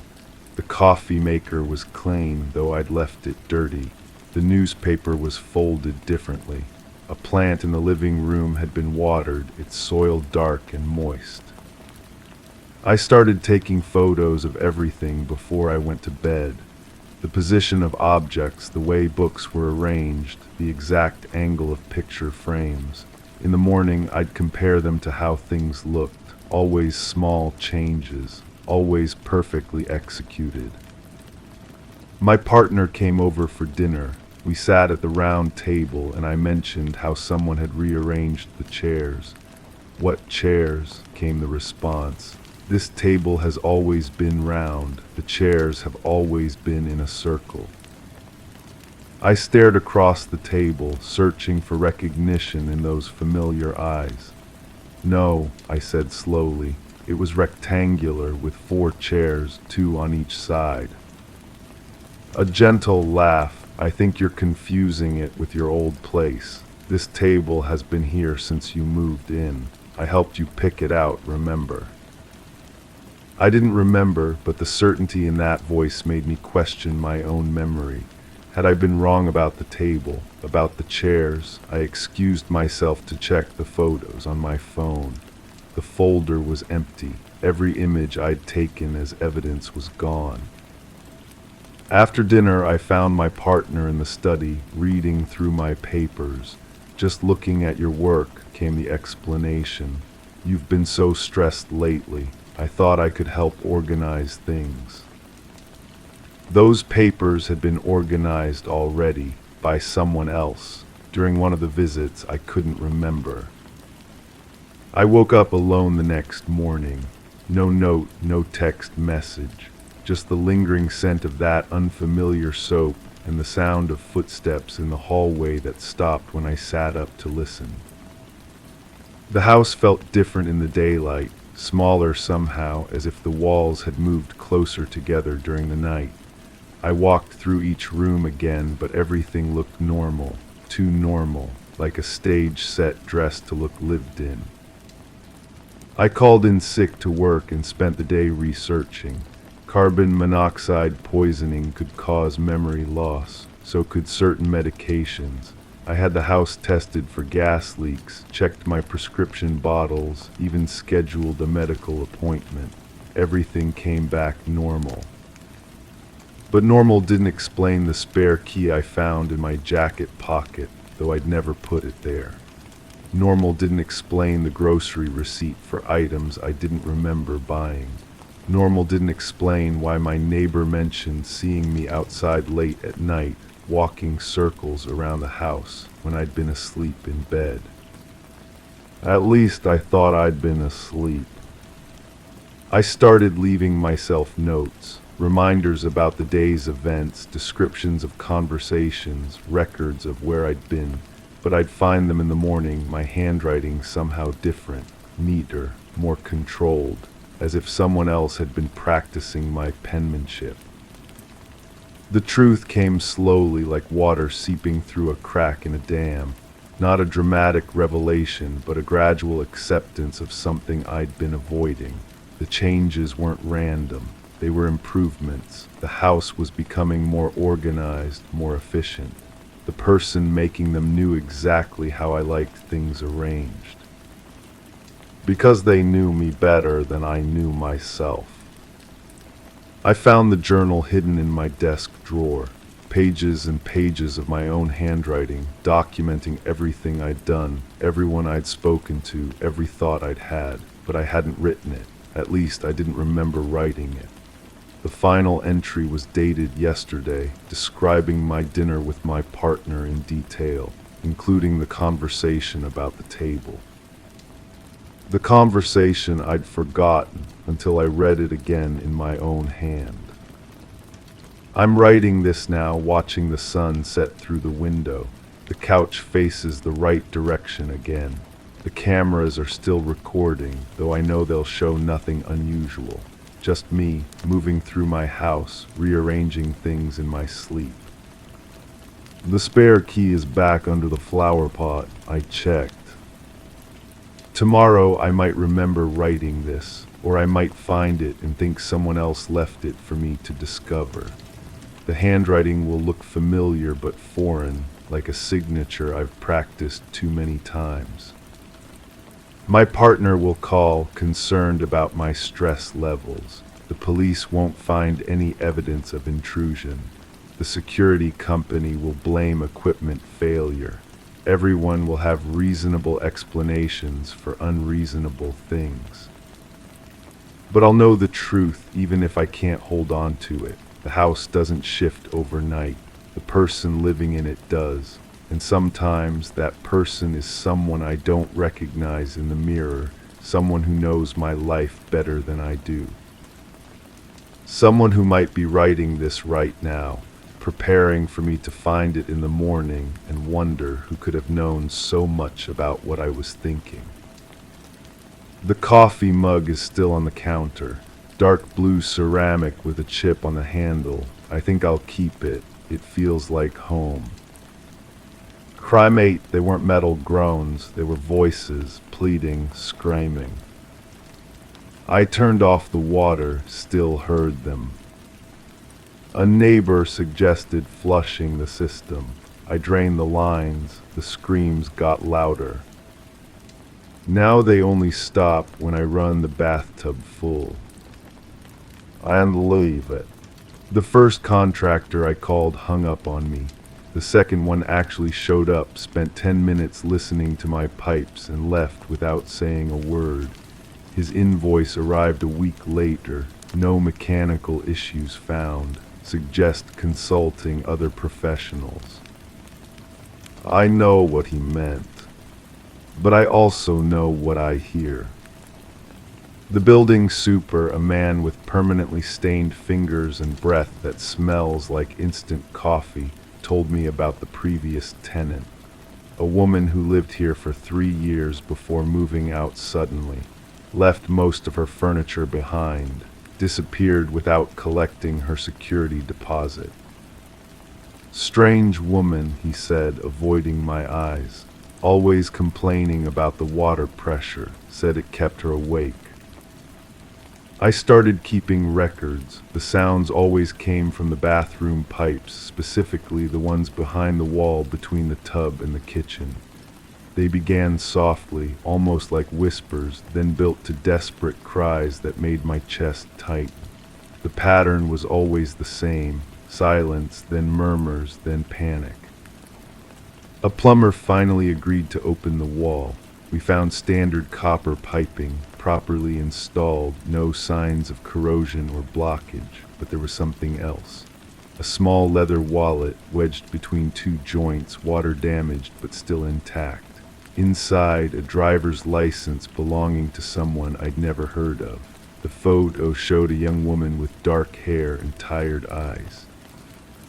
The plumber seemed nervous, must have fallen during construction, he said, but his voice carried uncertainty. Happens sometimes. I kept the wallet. That evening I researched the name on the license. No missing person reports, no obituaries, but I found something else. A rental application for this same apartment, dated 4 years ago. The signature matched the one on the license. The woman who lived here before me wasn't the first tenant to leave suddenly. I called the building management company. The receptionist transferred me twice before someone finally answered. A woman with a professional voice who seemed prepared for my questions. We maintain strict privacy policies regarding former tenants, she said. I can't discuss specific individuals or circumstances. But you know who I'm asking about. A pause, sir. I'd recommend focusing on your current tenancy. The building has been fully inspected and meets all safety standards. The screams that night were different, more urgent. I pressed my ear against the bathroom wall and heard something that made my blood freeze. Between the desperate cries, I caught fragments of words, my name repeated over and over. I started visiting the building during daytime hours, talking to other residents. Most avoided the conversation, but an elderly man on the third floor eventually opened up. He'd lived here for 15 years and remembered things. The young woman who lived in your unit, he said, glancing around nervously. She came to me once asking about the water sounds. I told her buildings make noises, but she insisted they were voices, said they called her name. What happened to her? She stopped paying rent. Management said she abandoned the property, but I saw her car in the parking garage for weeks after they said she left, just sitting there collecting dust. That night I filled the bathtub completely. The screams stopped just as they always did, but lying in bed I heard something new, footsteps in the apartment above me. Slow, deliberate movements across the floor, then silence. The next morning I checked the building directory. The apartment above mine was listed as vacant. I convinced the super to let me see it. The space was empty except for a single piece of furniture, a bathtub identical to mine, positioned directly above where mine sat. The porcelain was stained dark around the drain, and the smell in the room was suffocating, sweet and metallic like pennies left in water. How long has this unit been empty? I asked. The super's hand shook as he locked the door. Since before you moved in, maybe longer. The building management company stopped returning my calls. I tried visiting their offices, but the address led to a generic office building with no company listing matching their name. The rental agreement I'd signed listed a phone number that was now disconnected.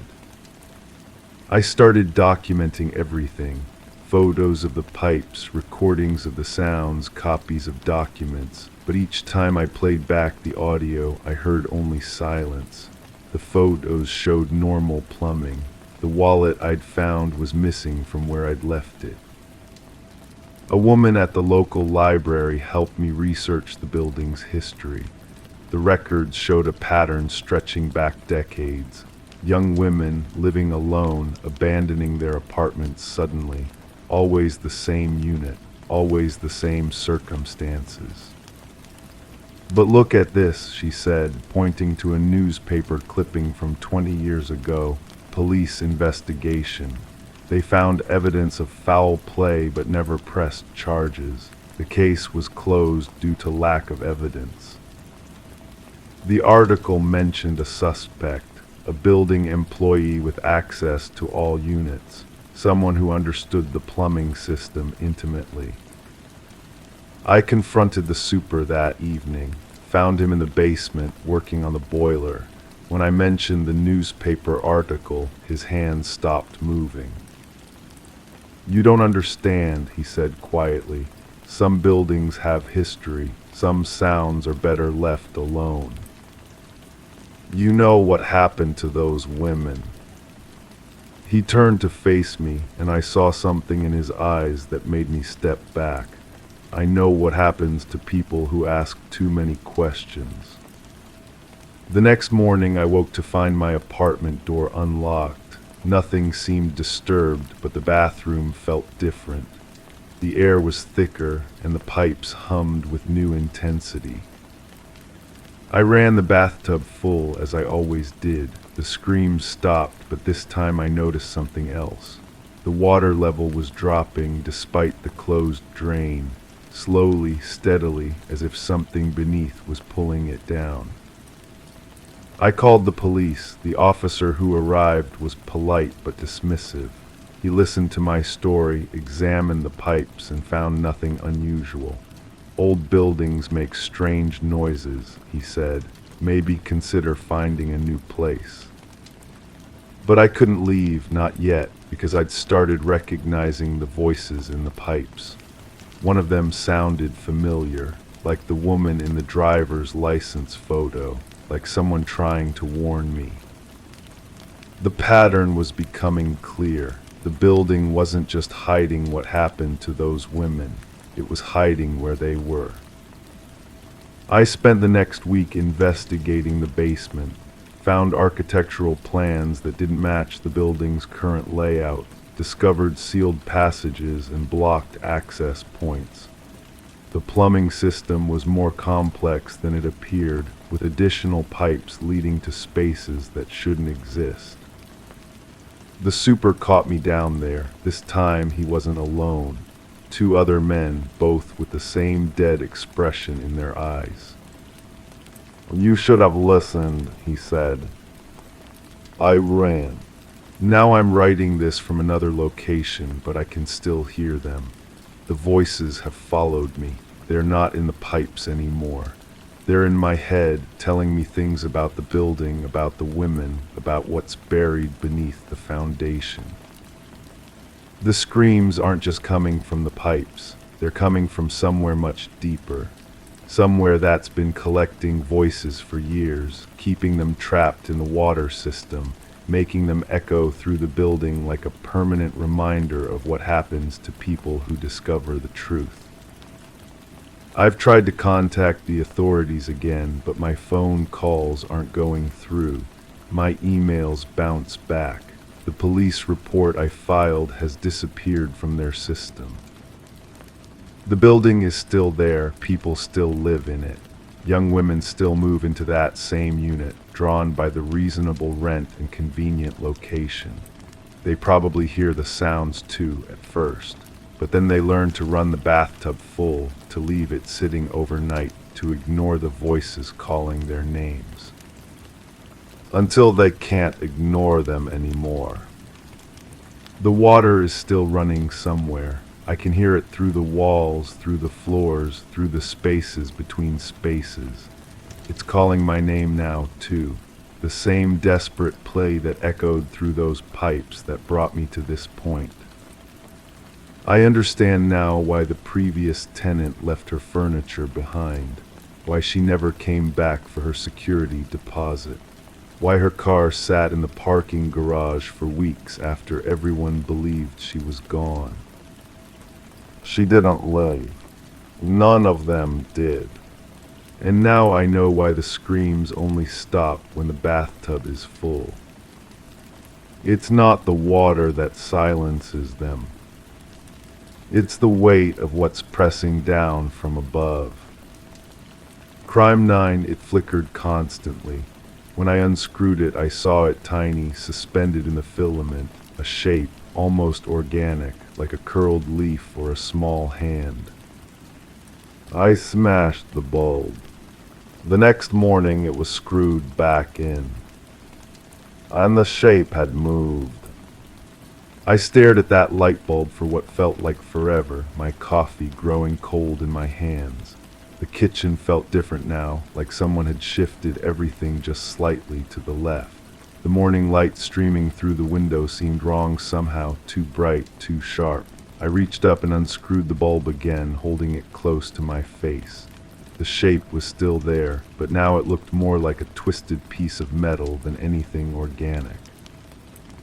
My neighbor knocked on the door while I was examining it. She had that concerned look people get when they're about to deliver bad news wrapped in casual conversation.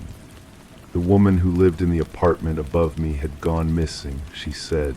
Police had been asking questions. When was the last time I'd seen her?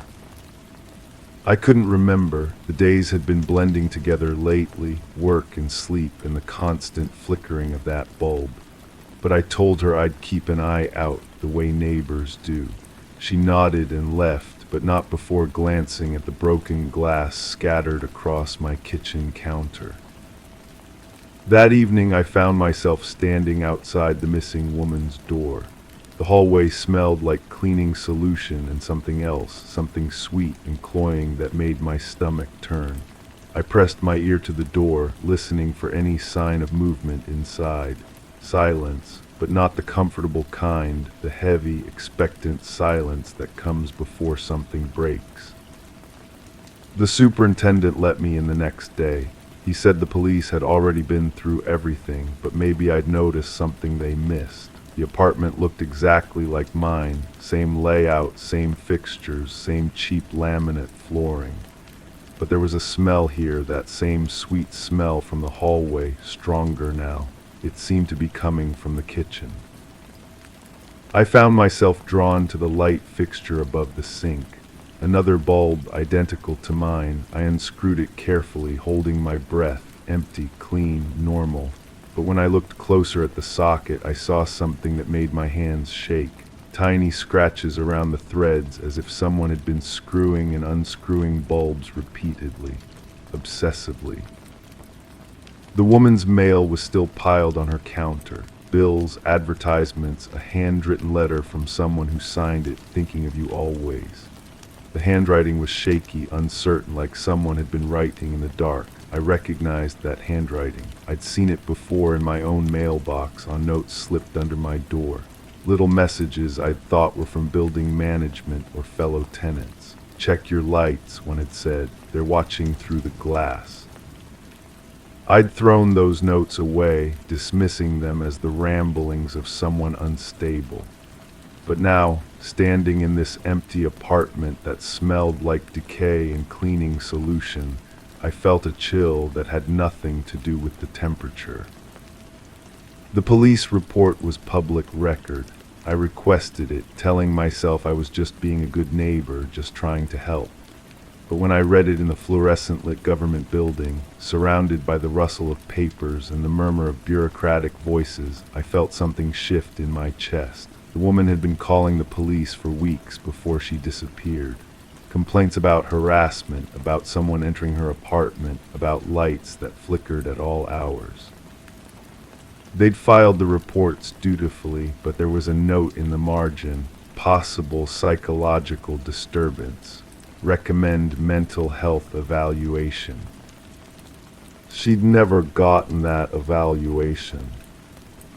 I started paying attention to the other apartments in my building, walking the halls, listening at doors, watching for signs of life. Mrs. Chen on the third floor mentioned that her bathroom light had been acting up lately, flickering on and off at random intervals. The young man who lived across from me said he'd been finding light bulbs unscrewed in his apartment when he came home from work. He'd assumed his girlfriend had been messing with them, but she swore she hadn't touched anything. The pattern was becoming clear, even as I tried to rationalize it away. Every apartment in the building had been experiencing problems with their lights. Every tenant had received those same cryptic notes, and every single one of us had dismissed them as pranks or the work of someone mentally unstable. I found the master key in the superintendent's office. He'd left it on his desk while he went to grab coffee, and I told myself I was just borrowing it, just checking on things. The building was old, the security was lax, and tenants were disappearing. Someone needed to investigate. The basement storage unit for the missing woman's apartment was in the far corner of the building's cellar, dark, damp, smelling of mold and rust. I used my phone's flashlight to navigate between the metal shelving units and cardboard boxes. Her unit was padlocked, but the metal was old and the lock was cheap. It opened with a few hard yanks. Inside, I found boxes of light bulbs, dozens of them, all different brands, all containing the same small, dark shapes suspended in the filament. But these weren't random objects or pieces of debris. They were photographs, tiny photographs, reduced and inserted into the bulbs somehow. And when I held them up to the light, I could make out faces. My neighbors, me, all of us, photographed through our windows, in our kitchens, in our bedrooms. My hands were shaking as I opened the last box. Inside were notebooks filled with that same shaky handwriting. Not random observations or paranoid ravings, but detailed logs. When each tenant left for work, when they returned, when their lights went on and off, who visited them, what they ate, what they wore. Month after month of surveillance, all recorded in meticulous detail. But the most disturbing part wasn't the invasion of privacy or the evidence of stalking. It was the signature at the bottom of each page. The same signature that appeared on the building's maintenance logs, on the rental agreements, on the police reports filed by concerned tenants. The superintendent's signature. I climbed the stairs from the basement with those notebooks clutched against my chest, my heart hammering so hard I thought it might burst.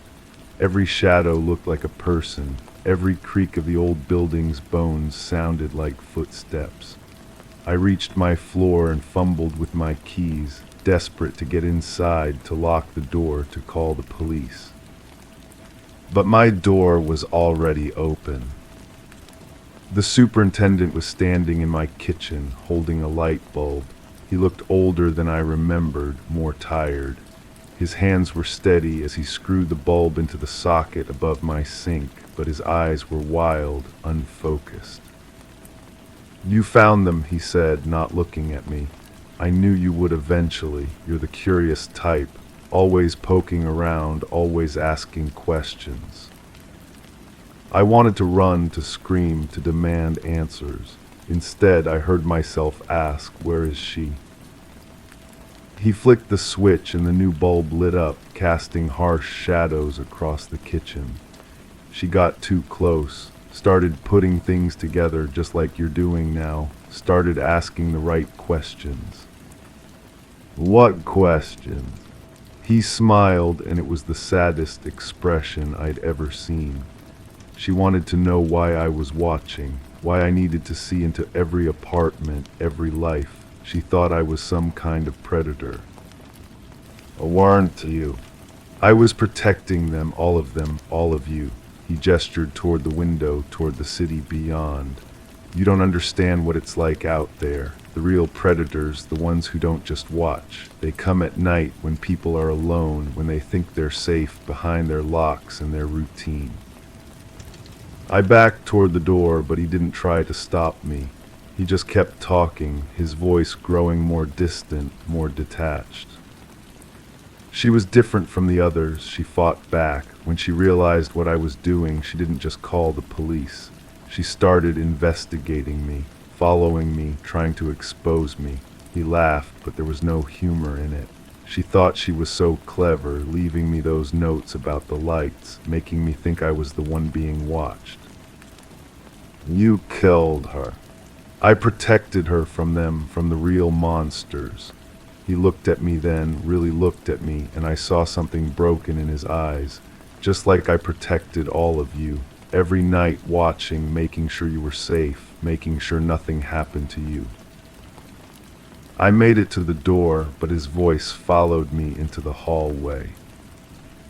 "You'll understand eventually, when you realize that the only thing standing between you and them was me, was my watching, my caring." I called the police from the lobby, my voice shaking as I tried to explain what I'd found. They arrived within minutes, sirens wailing, boots thundering up the stairs. But when they broke down the door to my apartment, they found it empty. No superintendent, no evidence, no sign that anyone had been there. The light bulb was gone. The notebooks I'd found in the basement were gone too. The storage unit was empty, cleaned out, as if it had never contained anything at all. The police searched the building top to bottom, but found nothing. No sign of the missing woman, no evidence of surveillance, no trace of the superintendent who seemed to have vanished into thin air. They questioned me for hours, their skepticism growing with each detail I provided. A story about photographs hidden in light bulbs, about a caretaker who watched his tenants through modified fixtures, about notebooks full of obsessive surveillance logs. It sounded crazy even to me, and I had lived through it. The building's management company had no record of the superintendent I described. The man who had been caring for the building for the past 2 years, they said, was someone else entirely. Someone who had never met me, never spoken to me, never had access to my apartment. The missing woman's case remained open but inactive. No leads, no suspects, no evidence of foul play. Just another person who had decided to disappear, leaving behind nothing but questions and a slowly growing file in a detective's cabinet. I moved out of the building the next week, found a new apartment across town, installed new locks, changed my phone number.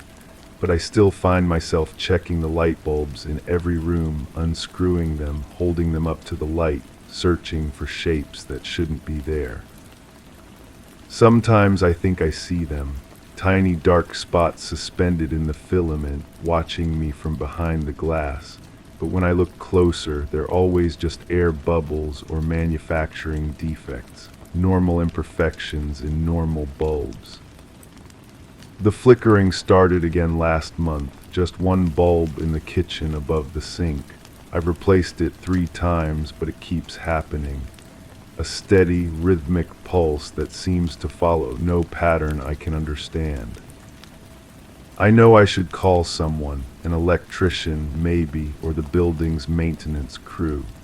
But I can't shake the feeling that if I do, if I let someone else into my apartment to fix the problem, I'll be opening a door I can't close again.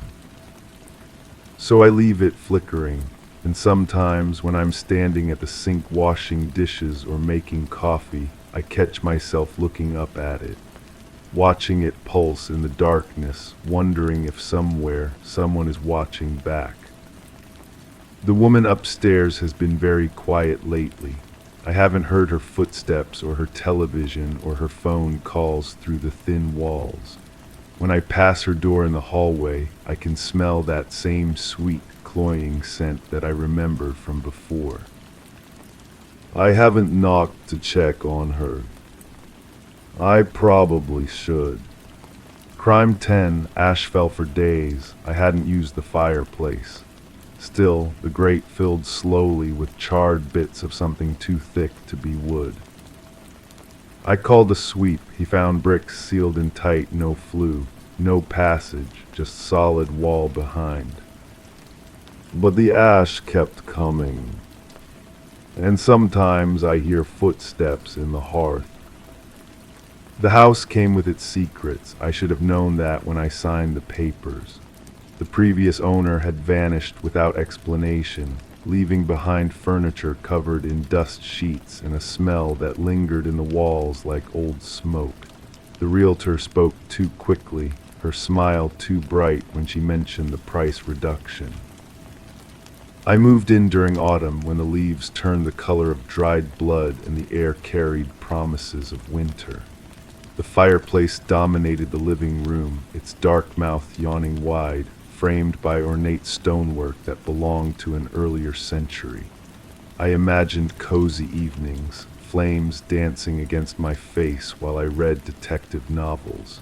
The irony wasn't lost on me. The ash started the second week, just a few flakes at first, drifting down like gray snow. I assumed it was residue from previous fires, disturbed by settling wood or wind through the chimney. But when I looked up with a flashlight, I saw only darkness. No stars, no sky, just black emptiness that seemed to swallow the beam. The sweep arrived on a Tuesday. He was younger than I expected, with calloused hands and eyes that had seen too many dirty secrets hidden in chimneys. He worked methodically, running his tools up the flue, muttering to himself as he probed deeper. "This is strange," he said, his voice echoing from inside the firebox. "Real strange." When he emerged, his face was pale beneath the soot. He explained what he'd found, or rather, what he hadn't found. The chimney was fake, a facade. Someone had bricked it up from the inside, creating a hollow space that ended in solid wall. No connection to the roof, no way for smoke to escape, no way for ash to fall. Yet it kept falling. I began collecting samples. The ash was different each morning, sometimes fine and powdery, sometimes coarse with unburned fragments. I held pieces up to the light, turning them between my fingers. Some looked like paper, others resembled fabric, and some had a texture I didn't want to identify. The footsteps started on a Thursday, soft at first, like someone walking carefully across wet leaves. But the sound came from inside the fireplace, as if someone was pacing back and forth in that impossible space behind the sealed bricks. I pressed my ear to the cold stone, listening to the rhythm of steps that shouldn't exist. I researched the house's history at the local library. The records were incomplete, pages missing from crucial years, but I found enough to piece together fragments of the story.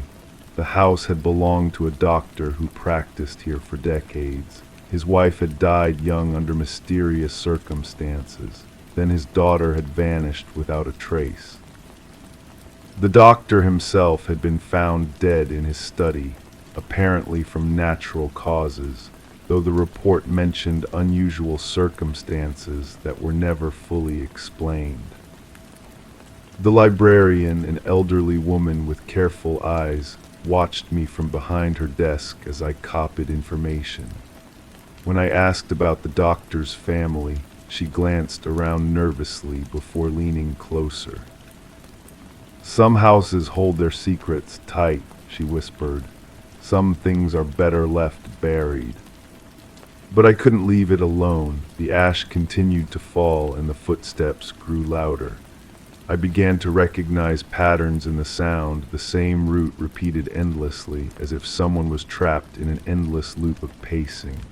Back and forth, always the same rhythm, always the same path. I found the doctor's journal hidden behind a loose board in the basement. His handwriting was precise, clinical, recording observations with scientific detachment.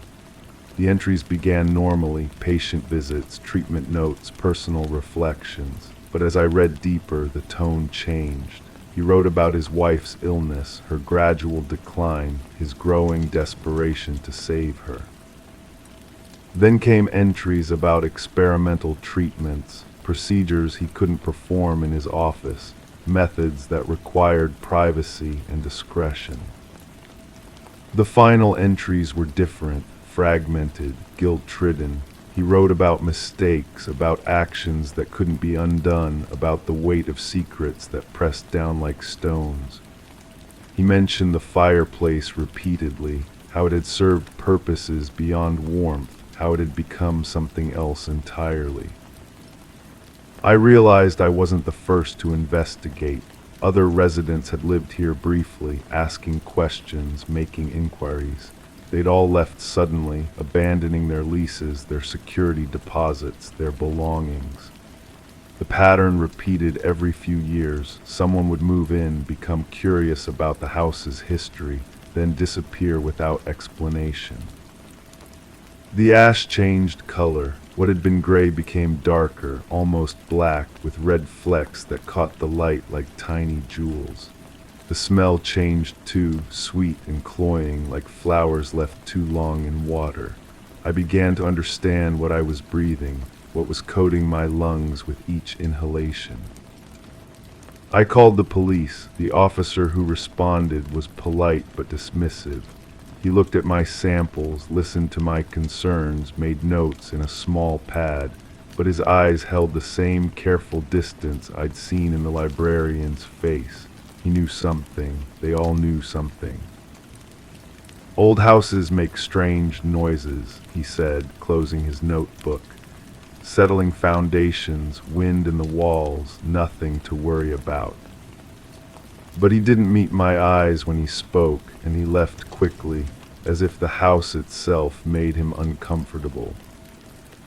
I began documenting everything. Photographs of the ash, recordings of the footsteps, measurements of the fireplace dimensions. I mapped the impossible space behind the bricks, calculating volumes that didn't match the house's blueprint.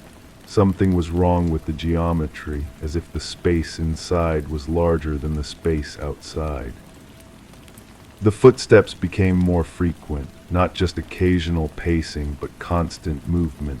Multiple sets of feet, different rhythms, different weights. Sometimes I heard voices, whispers that might have been wind or might have been something else entirely.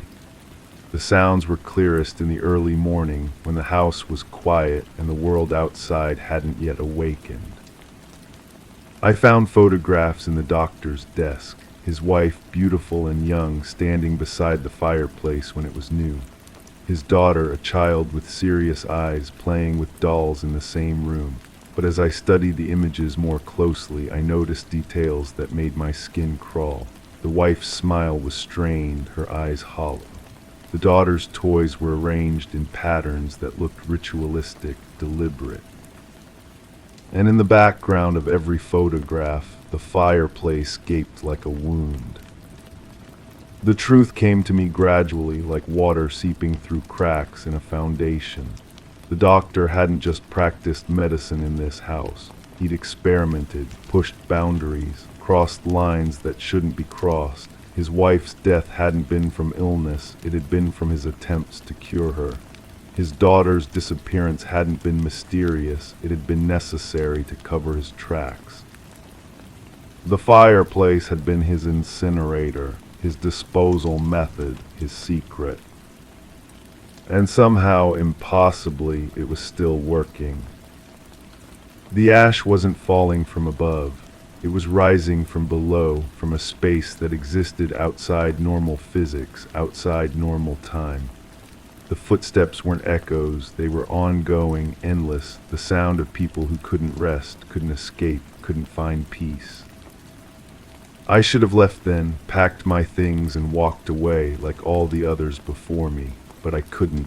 The house held me as tightly as it held its other secrets. Every morning brought new ash, new sounds, new evidence of horrors that had never been acknowledged, never been answered for. The doctor's journal contained one final entry, written in a shaking hand just before his death. He described the weight of guilt, the impossibility of redemption, the knowledge that some actions echo forever through time and space. He wrote about the fireplace, how it had become a gateway to somewhere else, somewhere that existed between what was and what should have been. He'd sealed it with bricks, thinking that would end it, but some things can't be contained by mortar and stone. Some secrets burn eternal, producing ash that falls like snow, footsteps that echo like heartbeats, voices that whisper truths no one wants to hear. I still live in the house, I still collect the ash, I still listen to the footsteps. And sometimes, when the wind is right and the house is quiet, I think I hear my own voice among the whispers, calling out from a place I haven't reached yet, warning someone who will never listen, just as I never listened. The chimney wasn't hollow, it was full of things that couldn't burn completely, couldn't be destroyed, couldn't be forgotten. And now I'm part of that collection, another voice in the chorus, another set of footsteps wearing grooves in the impossible floor of a space that exists only in the gaps between what we know and what we fear. The ash still falls, the footsteps still echo, and sometimes when I'm very quiet, I can hear new voices joining the chorus, future residents who will ask the same questions, make the same discoveries, face the same choice between truth and sanity. They'll collect the ash, they'll listen to the footsteps, they'll find the journal, read the photographs, piece together the story, and eventually they'll understand that some houses don't just hold secrets. They become them. Crime 11, handwritten envelopes, yellowed paper, my name scrawled in ink I didn't recognize. Each note more frantic, apologies, warnings, then accusations. I never opened them until I saw one that said, "I know what you buried." And it was dated next week. The mailbox stood at the end of my gravel driveway like a sentinel. Metal painted forest green, the kind that weathers storms and keeps secrets. I'd been walking past it for 3 years, collecting bills and advertisements, never noticing the stack of letters wedged behind the official mail. They were thin, almost translucent from handling, tied with kitchen twine that had darkened with age. The first letter trembled in my hands. The paper felt wrong, too smooth, too deliberate. The handwriting slanted backward as if the writer had been left-handed or writing in a mirror. "I'm sorry," it began. "I never meant for any of this to happen." The ground was softer than I thought it would be. The shovel made sounds I can't forget. I sat on my porch steps, the wooden boards creaking under my weight. The afternoon light filtered through the oak trees, casting shadows that seemed to move when I wasn't looking directly at them. The second letter was shorter. "You have to understand, there was no choice. The bag was heavier than expected. My back still aches when it rains." My neighbor's dog barked once, then fell silent. The kind of silence that feels unnatural, like even the animals knew something was wrong. I opened the third letter. The handwriting was shakier now, the pen pressed deeper into the paper. "I see you in the windows at night, you know, don't you? You've always known." The fourth letter made my skin crawl. The smell took weeks to go away. I burned sage. I burned everything. But it clings to clothes, to memory. You can't wash away what we did. What we did, the word sat in my stomach like spoiled milk. I'd never done anything. I'd never buried anything. I'd never even owned a shovel until I moved here, and even then, I'd only used it to plant the rose bushes by the front door. The fifth letter was different, angry. "Stop pretending you don't remember. Stop acting like you're innocent." I carried the weight alone for too long, the dirt under my fingernails, the way the ground settled afterward. You watched, you knew. I walked inside, leaving the letters scattered on the porch. The kitchen felt smaller than usual, the walls pressing inward. I poured myself a glass of water, but my hands shook so badly I spilled half of it on the counter. The liquid spread across the surface, forming shapes that looked almost like letters. When I returned to the porch, the letters were gone, not blown away by wind, gone, vanished as if they'd never existed. Only the kitchen twine remained, coiled on the wooden boards like a snake. I drove to the post office the next morning. The clerk was a woman with tired eyes and fingers stained with ink.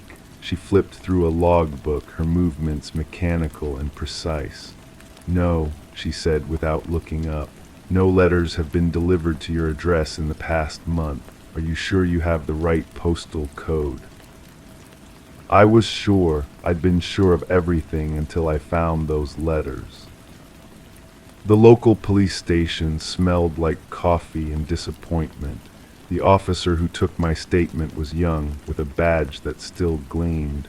He wrote down everything I said, but I could see the doubt in his eyes.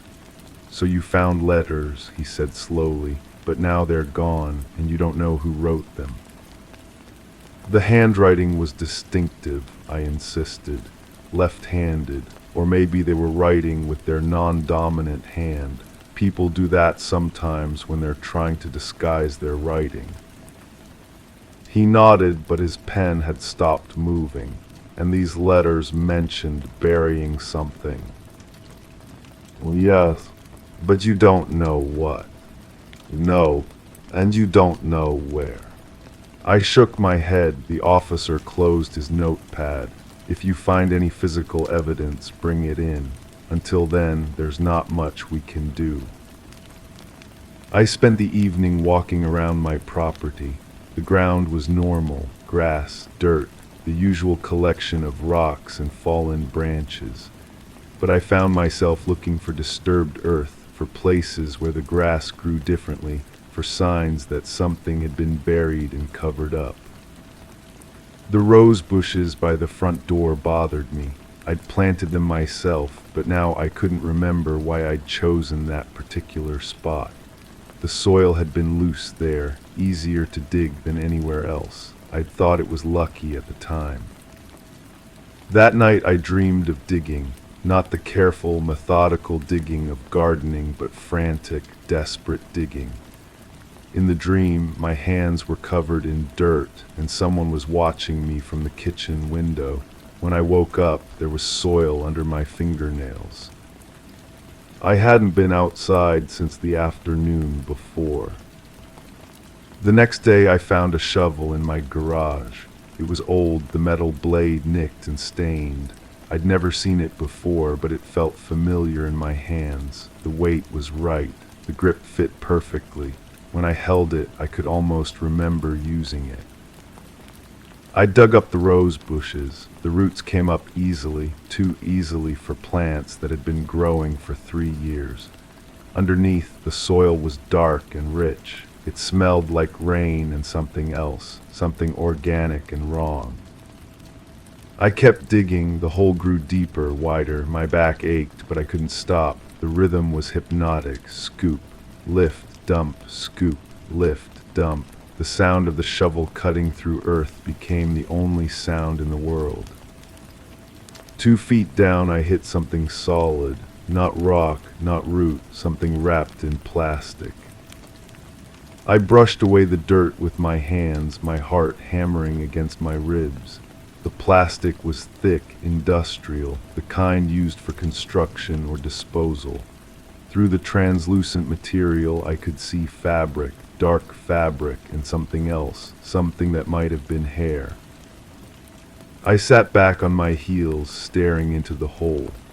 The afternoon sun cast long shadows across the yard, and for a moment I could have sworn I saw someone standing at the kitchen window, but when I looked directly, no one was there.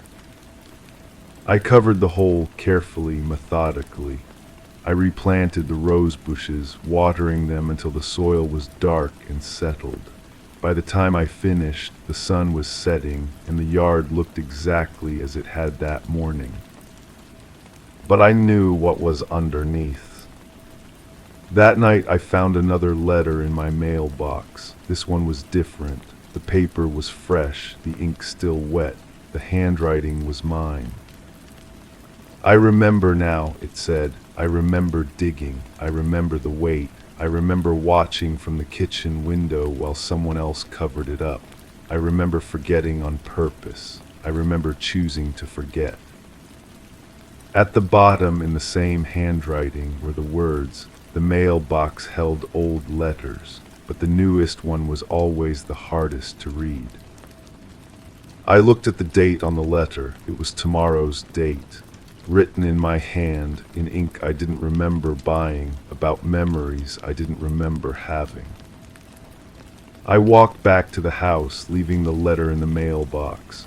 Behind me I could hear the sound of digging, rhythmic, familiar, the sound of a shovel cutting through earth that had been disturbed before. I didn't look back. Some truths are too heavy to carry alone, but too dangerous to share. The ground remembers what we choose to forget, and sometimes the only way to bury the past is to dig it up first. The mailbox holds old letters, but the newest ones are always the hardest to read. Because sometimes the person writing them is the same person trying to forget they exist. Crime 12, the vents pushed cool air. But when I stood near one, I felt warmth pulse outward, like breath, slow, measured. I put my hand over the grill. Something soft brushed against my palm. I shut off the unit, but the breathing never stopped. I had been living in the apartment for 3 months when I first noticed it. The previous tenant had left behind a few things, a coffee mug with a chip in the handle, some paperwork scattered in the kitchen drawer, and what appeared to be maintenance records for the building's HVAC system. I almost threw them away, but something about the handwriting caught my attention. The notes were meticulous, obsessive even. Temperatures recorded every few hours, complaints about strange noises. Multiple requests for system inspections.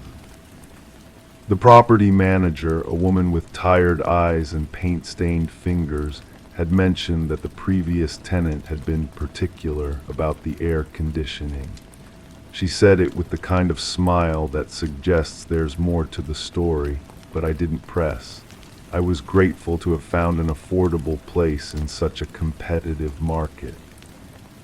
The first few weeks were normal. The unit worked perfectly, cycling on and off as it should.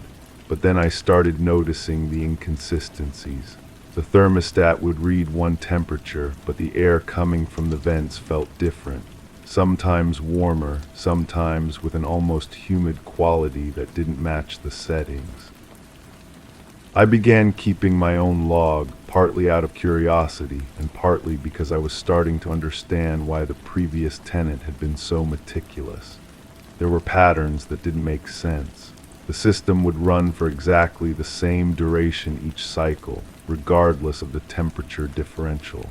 The airflow from the bedroom vent was consistently weaker than the others, even though it was closest to the main unit.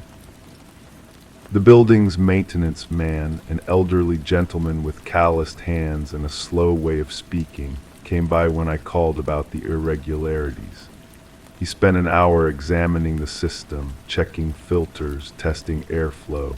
He found nothing wrong, but as he was leaving, he mentioned that the previous tenant had called him at least once a week with similar concerns.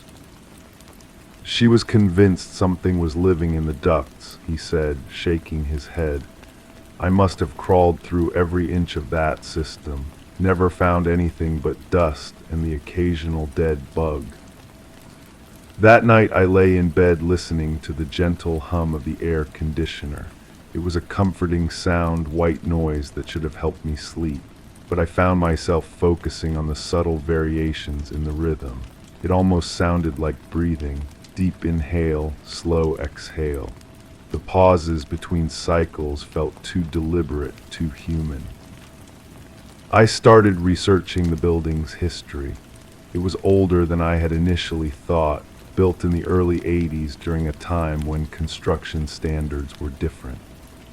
The air conditioning system had been retrofitted several times over the years, with ducts running through walls and spaces that were never designed for modern HVAC equipment. The previous tenant's name was listed on some of the maintenance requests I found in the building's records. I won't use her name, but I'll call her the teacher. She had lived here for over 5 years, and her complaints had become increasingly frequent in the final months of her tenancy. The records showed multiple visits from different contractors, each one finding nothing mechanically wrong with the system. I found her forwarding address in the building's files and decided to reach out. She lived across town now, in a newer building with central air.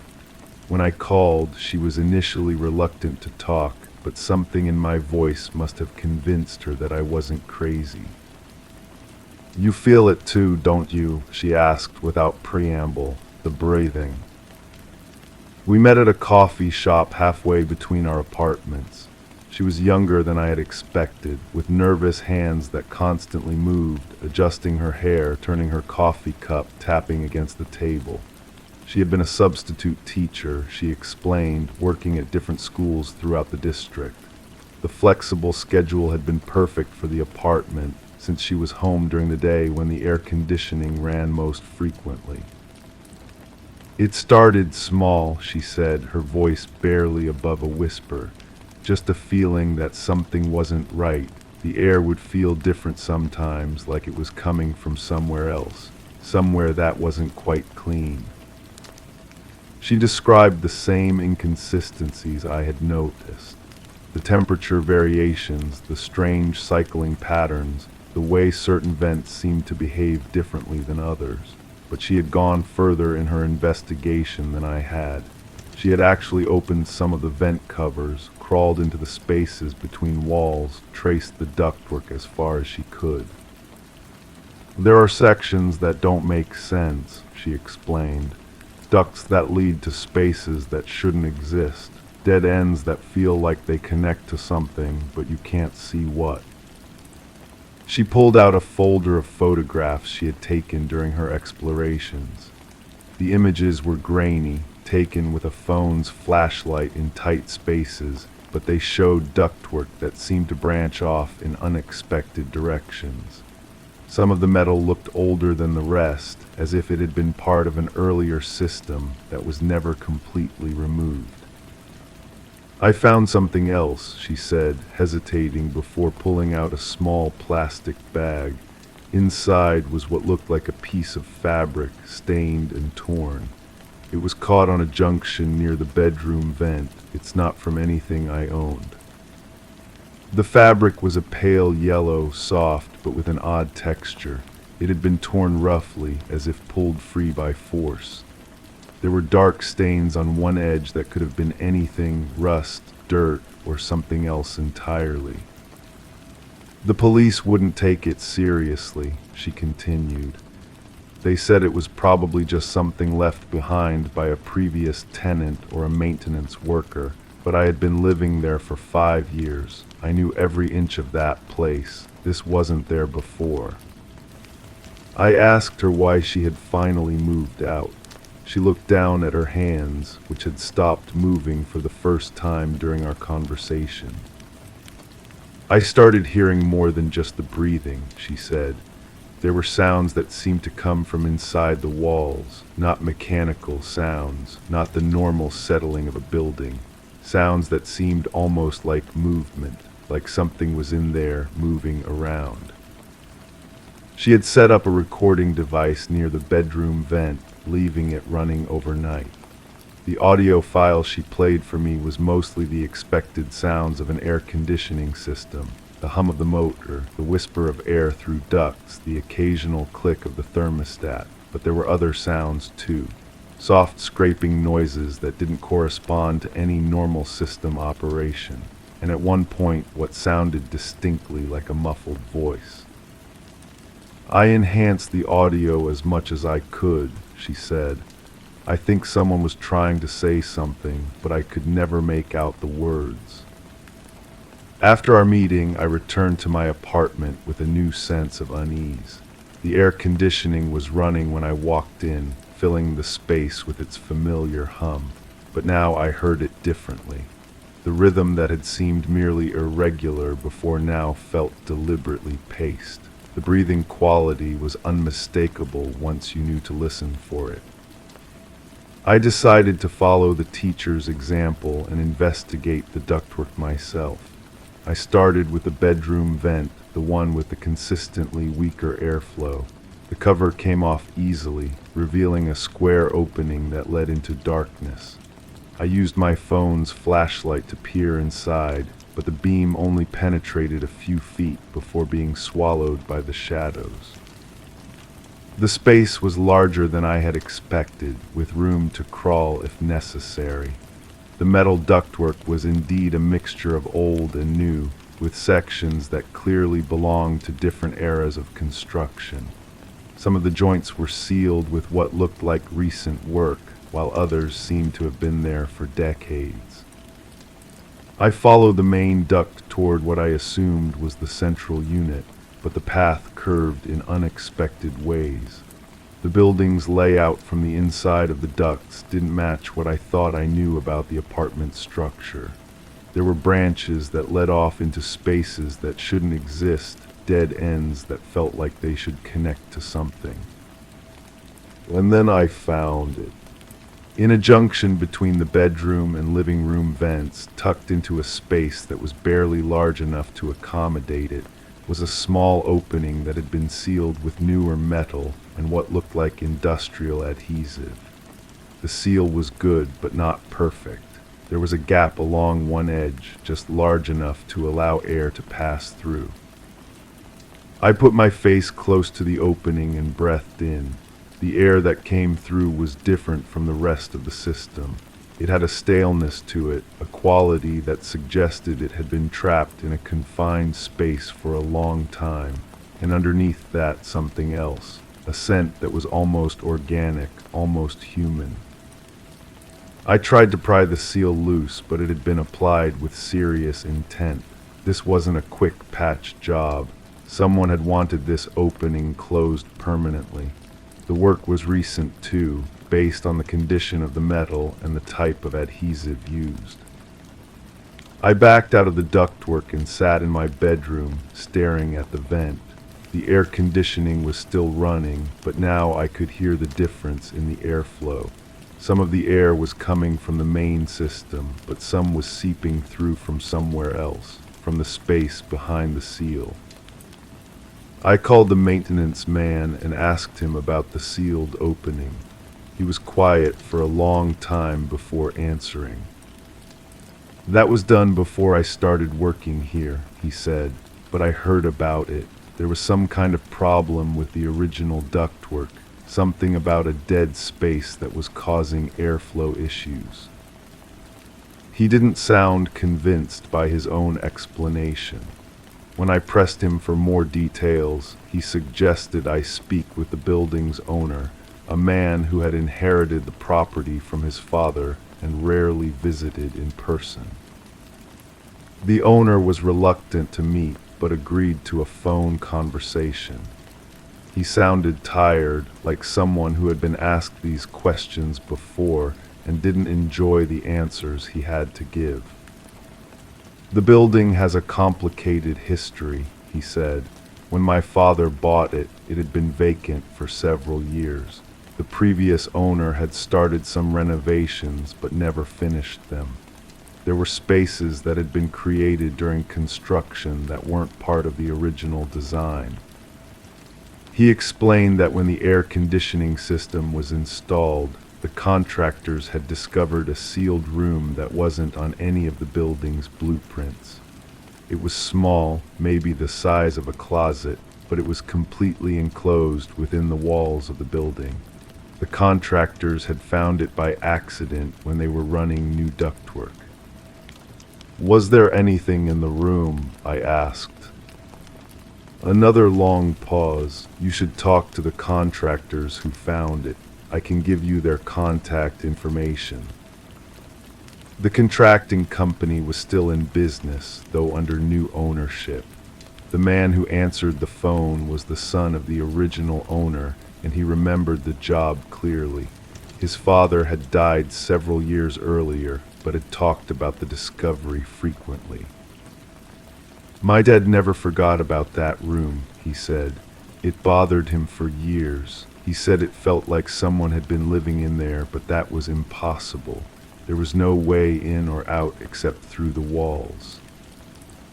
They had found evidence of habitation, a makeshift bed, some personal items, containers that had been used for food and water, but no way to determine how long the space had been occupied or how someone had gotten inside. "The strangest part was the air supply," he continued. "Someone had tapped into the building's original ventilation system. It was clever work, almost professional. They had created a way to breathe without anyone knowing they were there." The room had been sealed after the discovery, and the building's owner had insisted that the work be done thoroughly. No one wanted to deal with the legal implications of an unauthorized occupant, especially one who might have been living in the walls for an unknown period of time. "Did you ever find out who it was?" I asked. "No, the police investigated, but there wasn't enough evidence to pursue it. Could have been anyone. A squatter, someone avoiding rent, someone hiding from something. My dad always thought it was someone who knew the building well, someone who understood the layout and the systems." That night I lay in bed listening to the air conditioning with new understanding. The breathing wasn't coming from the machine itself, but from the sealed space behind the ductwork. Someone had lived there, had breathed there, and somehow their presence had left a mark on the building's systems. But the more I thought about it, the more questions arose. The contracting work had been done years ago, according to the owner. The room had been sealed permanently. So why did the breathing continue? Why did the air still carry that strange, organic quality? I started paying closer attention to the other tenants in the building. There were only 4 apartments, and I had met most of my neighbors in passing. They seemed normal enough, a retired couple, a young professional, a woman who worked variable shifts and kept irregular hours. But I noticed things now that I hadn't before. The way conversations would stop when I approached. The way certain neighbors seemed to avoid using the building's main entrance at specific times. The way the woman with irregular hours sometimes seemed to be coming from inside the building rather than from outside. I decided to test a theory.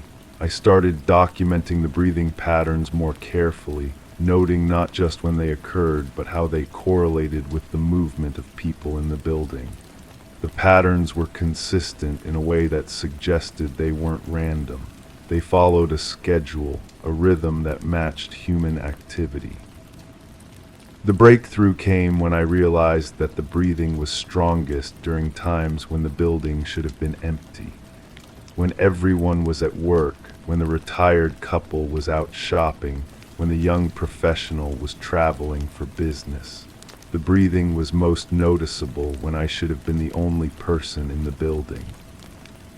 I started listening more carefully to the sounds that came through the walls. The teacher had been right about hearing movement, but I think she had misunderstood the source. The sounds weren't coming from inside the ductwork itself. They were coming from the spaces adjacent to the ductwork, spaces that someone who understood the building's layout could access. I began to suspect that the sealed room wasn't the end of the story. It was just the beginning. Someone had been living in the building's hidden spaces, and the discovery by the contractors had forced them to adapt, to find new ways to exist within the walls. The air conditioning system had become their lifeline, their connection to the occupied spaces of the building. The breathing I heard wasn't residual or imagined. It was active, current, happening in real time. I started staying home at unexpected times, claiming illness or personal days. I wanted to catch the breathing when it should have been strongest, when the building's secret occupant would feel safest to move around. And I did catch it, not just the breathing, but the movement. Soft footsteps that seemed to come from inside the walls, the gentle scraping of something being moved or adjusted, the barely audible sound of a voice talking to itself or perhaps to someone else. I never found another way into the hidden spaces. The building's construction was too solid, too well sealed, but I became certain that someone was still there, still living in the spaces between the walls, still breathing through the air conditioning system. The question that haunted me was simple. Who was it? Was it the same person who had been discovered years ago, someone who had found a way to continue living in the building despite the contractor's efforts? Or was it someone new, someone who had discovered the secret and decided to make use of it? I thought about the previous tenant, the teacher, and her obsessive documentation of the system's irregularities. I thought about the maintenance man's resigned acceptance of complaints he couldn't solve. I thought about the building owner's reluctance to discuss the history in detail. And I thought about my neighbors, the people who lived in the building's official spaces, but who seemed to know more than they were willing to share. The breathing continues. Every day, every night, the air conditioning system carries with it the evidence of someone's presence. Someone who has chosen to live in the spaces between the walls, someone who has found a way to exist without being seen. I have become like the teacher, documenting every irregularity, every sound, every strange moment, but I have also become something else. I have become complicit because I know someone is there and I haven't called the police. I haven't demanded that the building owner investigate further. Maybe it's because I understand the appeal of disappearing, of finding a space where no one can find you. Maybe it's because I recognize something in the rhythm of the breathing, something that suggests the person behind the walls is more afraid than threatening. Or maybe it's because I've started to suspect that the person living in the hidden spaces isn't a stranger at all. Maybe there's someone I know, someone who has been watching and listening, someone who understands my daily routine because they've been sharing my space all along. The air conditioner breathes and I breathe with it. We have become part of the same system, connected by the same air, the same rhythm, the same secret. And I no longer know who is hiding from whom. Crime 13, it used to show a field, distant hills. But now the hills are gone, the grass is closer, the perspective lower. Like someone was walking toward the viewer. And in the most recent version, there's a shadow stretching into the frame. Not cast by anything visible. I first noticed the change when I was clearing out my grandmother's house. The painting had hung in her living room for as long as I could remember. A simple landscape, nothing remarkable. But as I wrapped it in newspaper, something felt wrong. The composition was different. The horizon line had shifted. I convinced myself it was grief playing tricks on my memory. People see what they want to see, especially when loss clouds their judgment. But the feeling persisted as I hung the painting in my own home, in the hallway where I'd pass it multiple times each day. The grass in the foreground seemed more detailed now. Individual blades caught light that hadn't been there before. The texture was almost photographic, as if someone had painted over the original work with meticulous care. Yet the brush strokes matched perfectly. The same artist's hand, the same technique. I began photographing the painting daily, a habit that started as documentation became an obsession. Each morning I'd capture the image from the same angle using the same lighting. The differences were subtle but undeniable. The shadow crept forward by inches. The perspective continued to lower, as if the viewpoint was gradually sinking toward the ground. My neighbor, an elderly woman who'd known my grandmother for decades, visited one afternoon. She stood before the painting for a long time, her face troubled. "That's not how I remember it," she said softly. "Your grandmother showed me this painting many times. It was peaceful, serene. This feels different." She described the original version exactly as I remembered it. Rolling hills in the distance, a wide field stretching toward the horizon, no shadow, no sense of movement or approach. "Did she ever mention the artist?" I asked. "Oh yes, her nephew painted it, such a talented young man, but he had troubles, mental health issues. He disappeared about 10 years ago. No one knows what happened to him." The nephew's name was common, forgettable. I found references to him in old family letters stored in my grandmother's attic. He'd been struggling with severe depression and paranoid delusions. The last letter, written in shaky handwriting, mentioned watchers and figures in the grass. My grandmother had been worried about him, but the family had lost contact after he moved away. I contacted the local police department asking about missing persons reports from that time period. The officer I spoke with was helpful but cautious. Yes, there had been a report. No, the case had never been solved. The nephew had simply vanished from his apartment, leaving behind only his art supplies and several unfinished paintings. "Any idea what happened to those paintings?" I asked. "Probably thrown away. Landlord would have cleared the place out after a few months." But I couldn't shake the feeling that one of those paintings might still exist, might be changing. I began researching the nephew's background more thoroughly. Hospital records showed multiple admissions for psychological evaluation. He claimed that his paintings were alive and watching him. Doctors had diagnosed him with schizophrenia, but the family letters suggested something more complex. His delusions weren't random.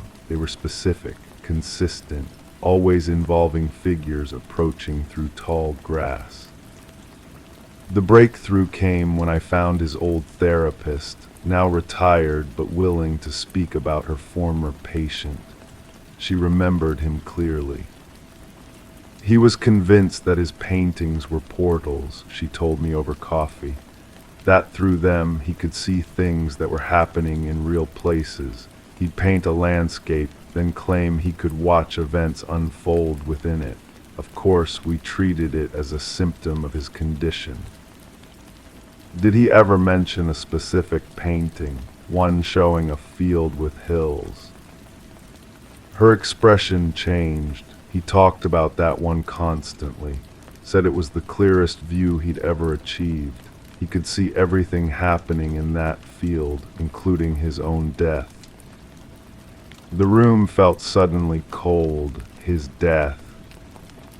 He claimed he could see his own body in the grass, said someone was walking toward it, getting closer each day.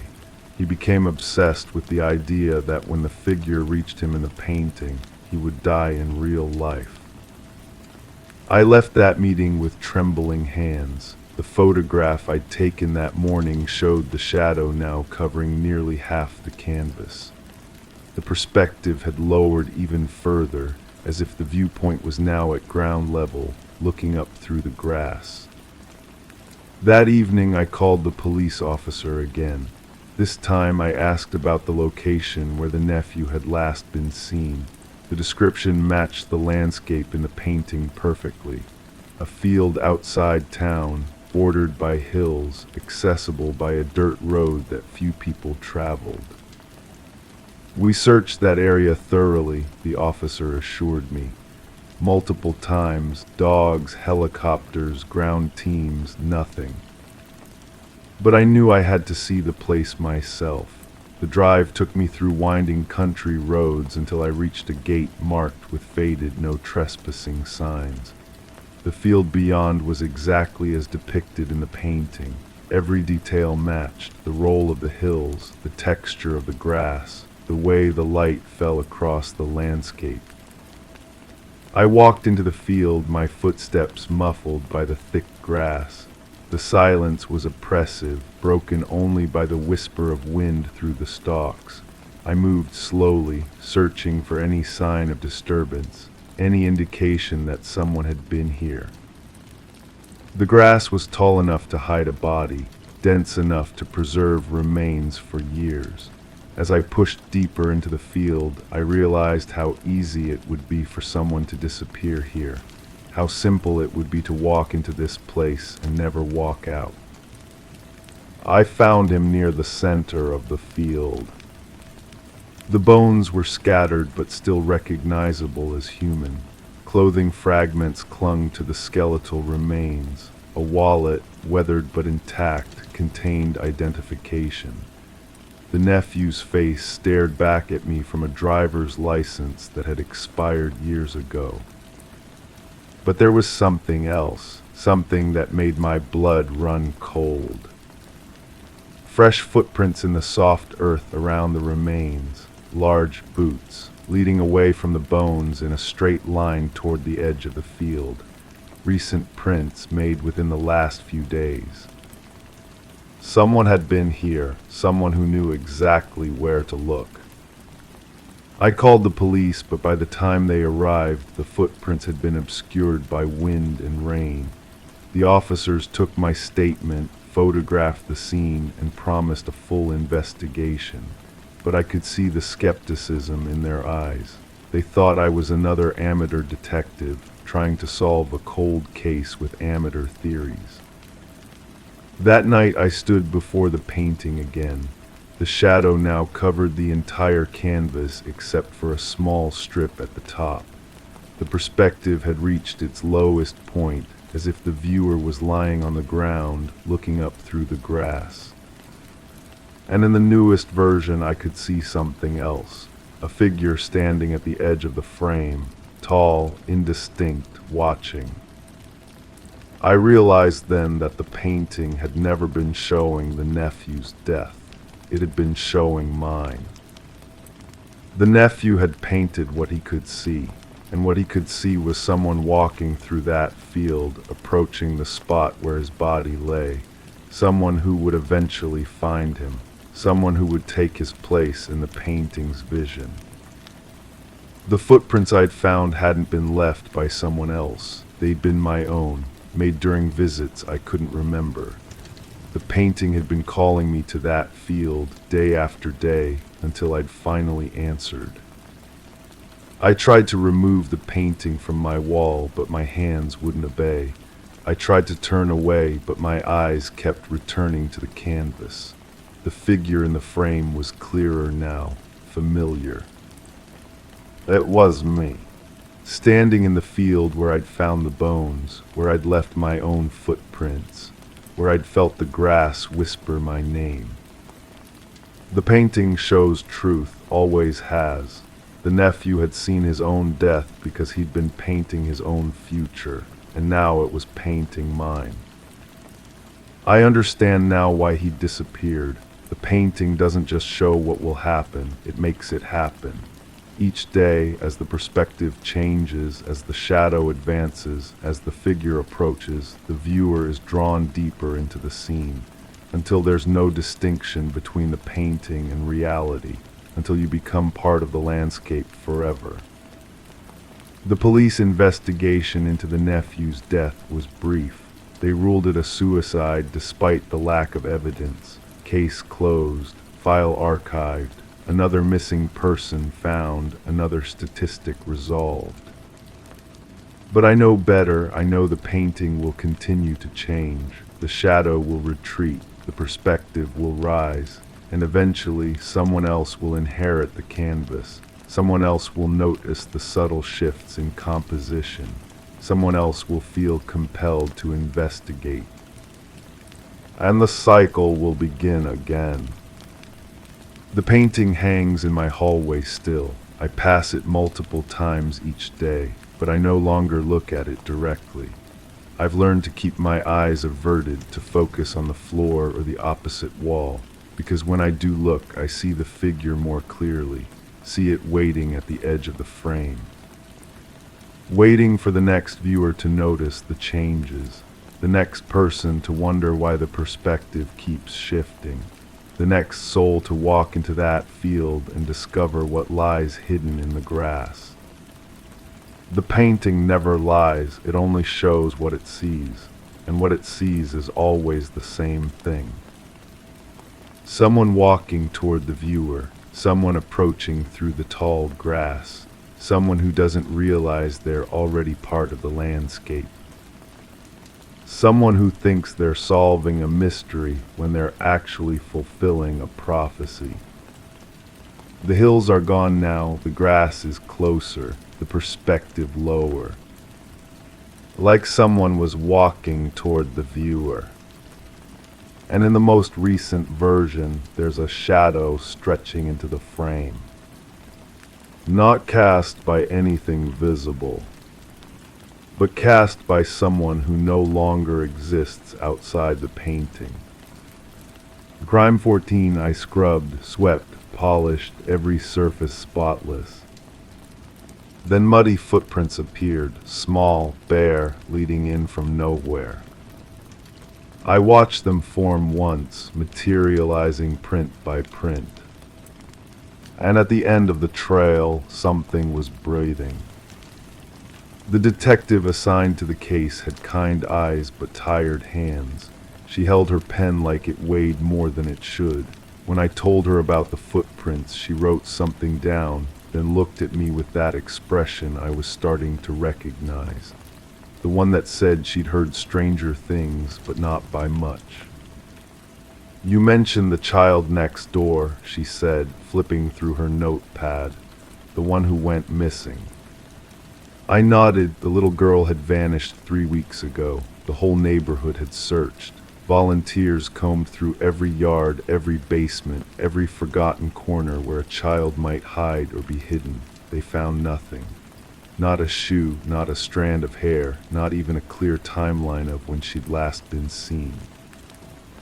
Tell me about the footprints again. I described them, small, maybe a size 2 or 3. The mud was dark, almost black, with tiny fragments of leaves pressed into it. But here's what I couldn't make sense of. The prints were warm. Not room temperature, but actually warm, like they'd just been made by living feet. The detective's pen stopped moving. You touched them. I had to clean them up. She made another note, and they kept appearing. Every morning, always the same path, from the front door to the kitchen, then to the basement door. The basement door, that's where the breathing sound came from. Not human breathing exactly, more like the sound of air moving through something small and constricted, like a child trying to breathe through a stuffy nose. I'd called the police about the sounds first, before I noticed the footprints. They'd searched the basement twice. Empty boxes, old furniture, a water heater that made normal water heater sounds, nothing else, but the breathing continued. The detective closed her notepad. I'd like to speak with your neighbor again, the one who saw the child playing in your yard. I'd forgotten about that. The elderly woman who lived across the street had mentioned seeing the missing girl in my backyard the afternoon before she disappeared. Playing alone, she'd said, just standing there looking up at my house. I never saw her, I told the detective. I was home all day. You were home, but you didn't see her. The question hung in the air between us. I realized how it sounded. A child goes missing. A neighbor reports seeing her at my house. Strange sounds come from my basement. Footprints appear in my kitchen. I work from home, I said. I'm usually in the office upstairs. I might not notice someone in the backyard. But even as I said it, I knew it wasn't entirely true. I'd been restless that afternoon, moving from room to room, unable to concentrate. I'd looked out the kitchen window several times. The backyard was empty. I was certain of it. The detective left her card, said she'd be in touch. That night I sat in my kitchen, staring at the spot where the footprints usually appeared. The floor was clean. I'd mopped it twice. Then I heard it, the breathing from the basement. I'd been avoiding the basement since the police searches. Something about the way the officers had looked at each other when they came back upstairs. Not relieved, exactly. More like they'd seen something they couldn't quite name. I opened the basement door. The breathing stopped. The stairs creaked under my weight. I'd been meaning to fix them for months. The basement smelled different than usual. Not musty or damp, but sweet, like the smell of children's shampoo. I found the source of the smell behind the water heater. A small space I'd never noticed before, just big enough for a child to crawl into. The wall had been recently disturbed, scratches in the paint as if small fingers had clawed at it. My hands were shaking as I pulled out my phone to call the detective, but before I could dial, I heard footsteps upstairs. Small, bare feet moving across my kitchen floor. I climbed the stairs slowly. The kitchen was empty, but the floor was covered in those same dark footprints. They led from the basement door to the back door, which stood slightly open. Outside, I could see a figure in the backyard, small, child-sized, standing exactly where the neighbor had said she'd seen the missing girl. "Hello," I called out. The figure turned. It was her, the missing child, but something was wrong with her face. It was too pale, too still, and her eyes held a question I couldn't answer. She raised one small hand and pointed at me, then at the house. then at the ground beneath my feet. I understood she was trying to tell me something, something about what had happened to her, something about my house, about the basement. But when I blinked, she was gone. The detective returned the next morning. She had a search warrant and a team of officers with shovels. They went straight to the basement, to the space behind the water heater. They found disturbed earth, fresh digging, and something else. Something that made one of the officers rush outside to be sick. "We need to ask you some questions," the detective said. Her kind eyes weren't kind anymore. I wanted to tell her about the footprints, about the breathing, about the girl in the backyard, but I realized how it would sound, like the desperate lies of someone who'd been caught. "I don't know how this happened," I said instead. And that was true. I didn't know how any of it had happened. The missing child, the basement, the footprints that appeared each morning like accusations written in mud. But I was starting to suspect something else, something that made my stomach turn and my hands shake. I was starting to suspect that maybe I did know, maybe I'd always known. The detective was watching my face carefully. "You mentioned you work from home. What kind of work?" I told her computer programming, freelance projects, work that kept me isolated, alone with my thoughts for long stretches. "Any gaps in your memory recently, days that seem foggy or unclear?" I thought about the afternoon the child had disappeared, how restless I'd been, how I'd moved from room to room, unable to settle, how I'd looked out the kitchen window and seen an empty backyard. But there was something else, a flash of memory that didn't quite fit, a small voice asking for help, a door closing, the sound of crying that stopped too suddenly. I said slowly, I think I might need a lawyer." The detective nodded. "That might be wise." They arrested me that afternoon. The evidence was overwhelming. The child's body in my basement, my fingerprints on the disturbed earth, no alibi for the time of her disappearance. But here's what haunts me even now. The footprints stopped appearing after they found her body. The breathing from the basement fell silent. It was as if she'd been trying to tell me something all along, as if she'd been waiting for someone to find her. And maybe in some terrible way, she'd been waiting for me to remember what I'd done. The trial was swift, the evidence was clear. I was sentenced to life without parole. But sometimes in my cell I still wonder if the footprints were real, wonder if the breathing was something more than my guilty conscience, wonder if a dead child can leave muddy prints on a clean floor. Or wonder if I'm exactly the kind of person who would convince himself that the impossible was possible, rather than face the truth of what he'd done. The floor in my cell stays clean now. No footprints appear. No sounds from impossible sources. Just silence and the terrible certainty that some truths are too heavy to carry and too awful to forget. Crime 15, headboard against the wrong wall, sheets tucked backward, like someone had flipped it silently in the night. Nothing else in the room changed, except the mirror. Now when I look into it, the reflection shows the bed as it was. I'm a crime scene investigator, been doing this for more than a decade. I've seen bodies positioned in ways that would make your stomach turn, evidence planted so carefully it takes months to spot the deception. But this bedroom bothered me in ways I couldn't explain. The call came in as a missing person case. A woman hadn't shown up for work in 3 days. Her sister found the front door unlocked, mail piling up, but no signs of struggle. Just this bedroom that felt wrong. I stood in the doorway, photographing everything. The bed faced the window now when it should have faced the closet.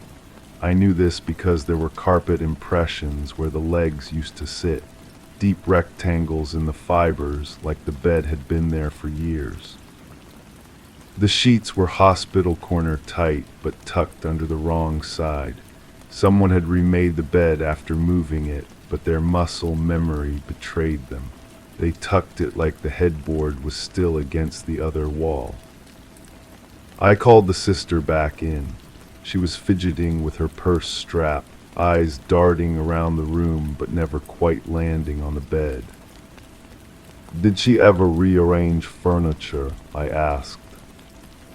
"Never," she said. Moving things around made her anxious. Everything had to stay in its place.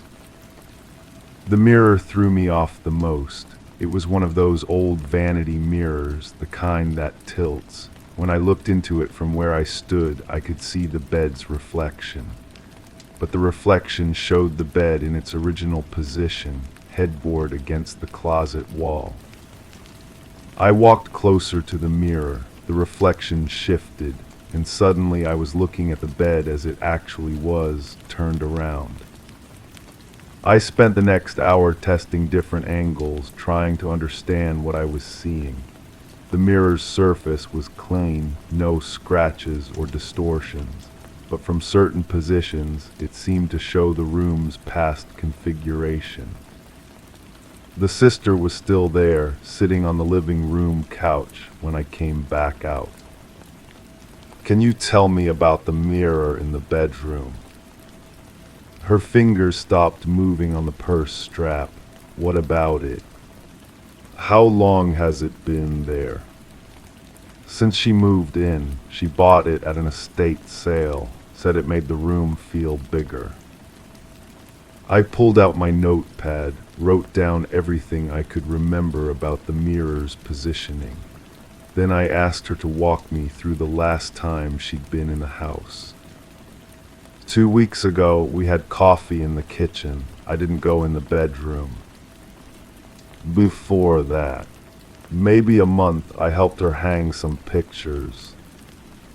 Her voice was steady, but she kept glancing toward the bedroom door. I went back to examine the rest of the room. The missing woman's clothes were still in the closet, organized by color. Her jewelry box sat undisturbed on the dresser, but in the bathroom I found something that made me pause. 2 sets of toiletries, different brands of toothpaste, 2 deodorants, a man's razor beside the sink. When I asked the sister about it, she said her sister had been single for over a year. Maybe she was seeing someone new. She would have told me. But people don't always tell their family everything. I bagged the razor, the toothpaste, anything that might give us DNA evidence.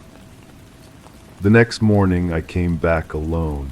I wanted to study that mirror without distractions.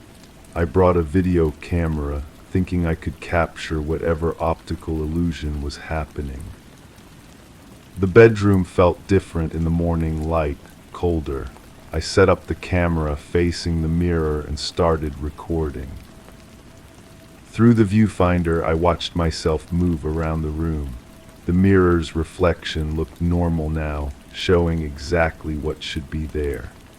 But when I lowered the camera and looked directly into the mirror, I caught glimpses of something else. A figure in the bed, someone lying under the covers. I blinked and it was gone. I spent the rest of the morning going through the woman's personal effects, looking for any clue about who might have been staying there. In her desk drawer, I found a stack of letters, love letters, but they weren't signed. The handwriting was careful, deliberate. The paper was expensive, cream-colored with watermarks. Someone had taken time with these letters, crafted them like they mattered. The most recent one was dated just a week before she disappeared. I know you're afraid of what people will think, it read, but we can't keep pretending this isn't real. I've been patient, but patience has its limits. I photographed each letter, then called the sister again. This time I asked her to meet me at the station. She sat across from me in the interview room, that same nervous energy I'd noticed at the house. I spread the letters out on the table. Do you recognize this handwriting? She leaned forward, studied the papers. Her face went pale. These are from him. Who? Our father.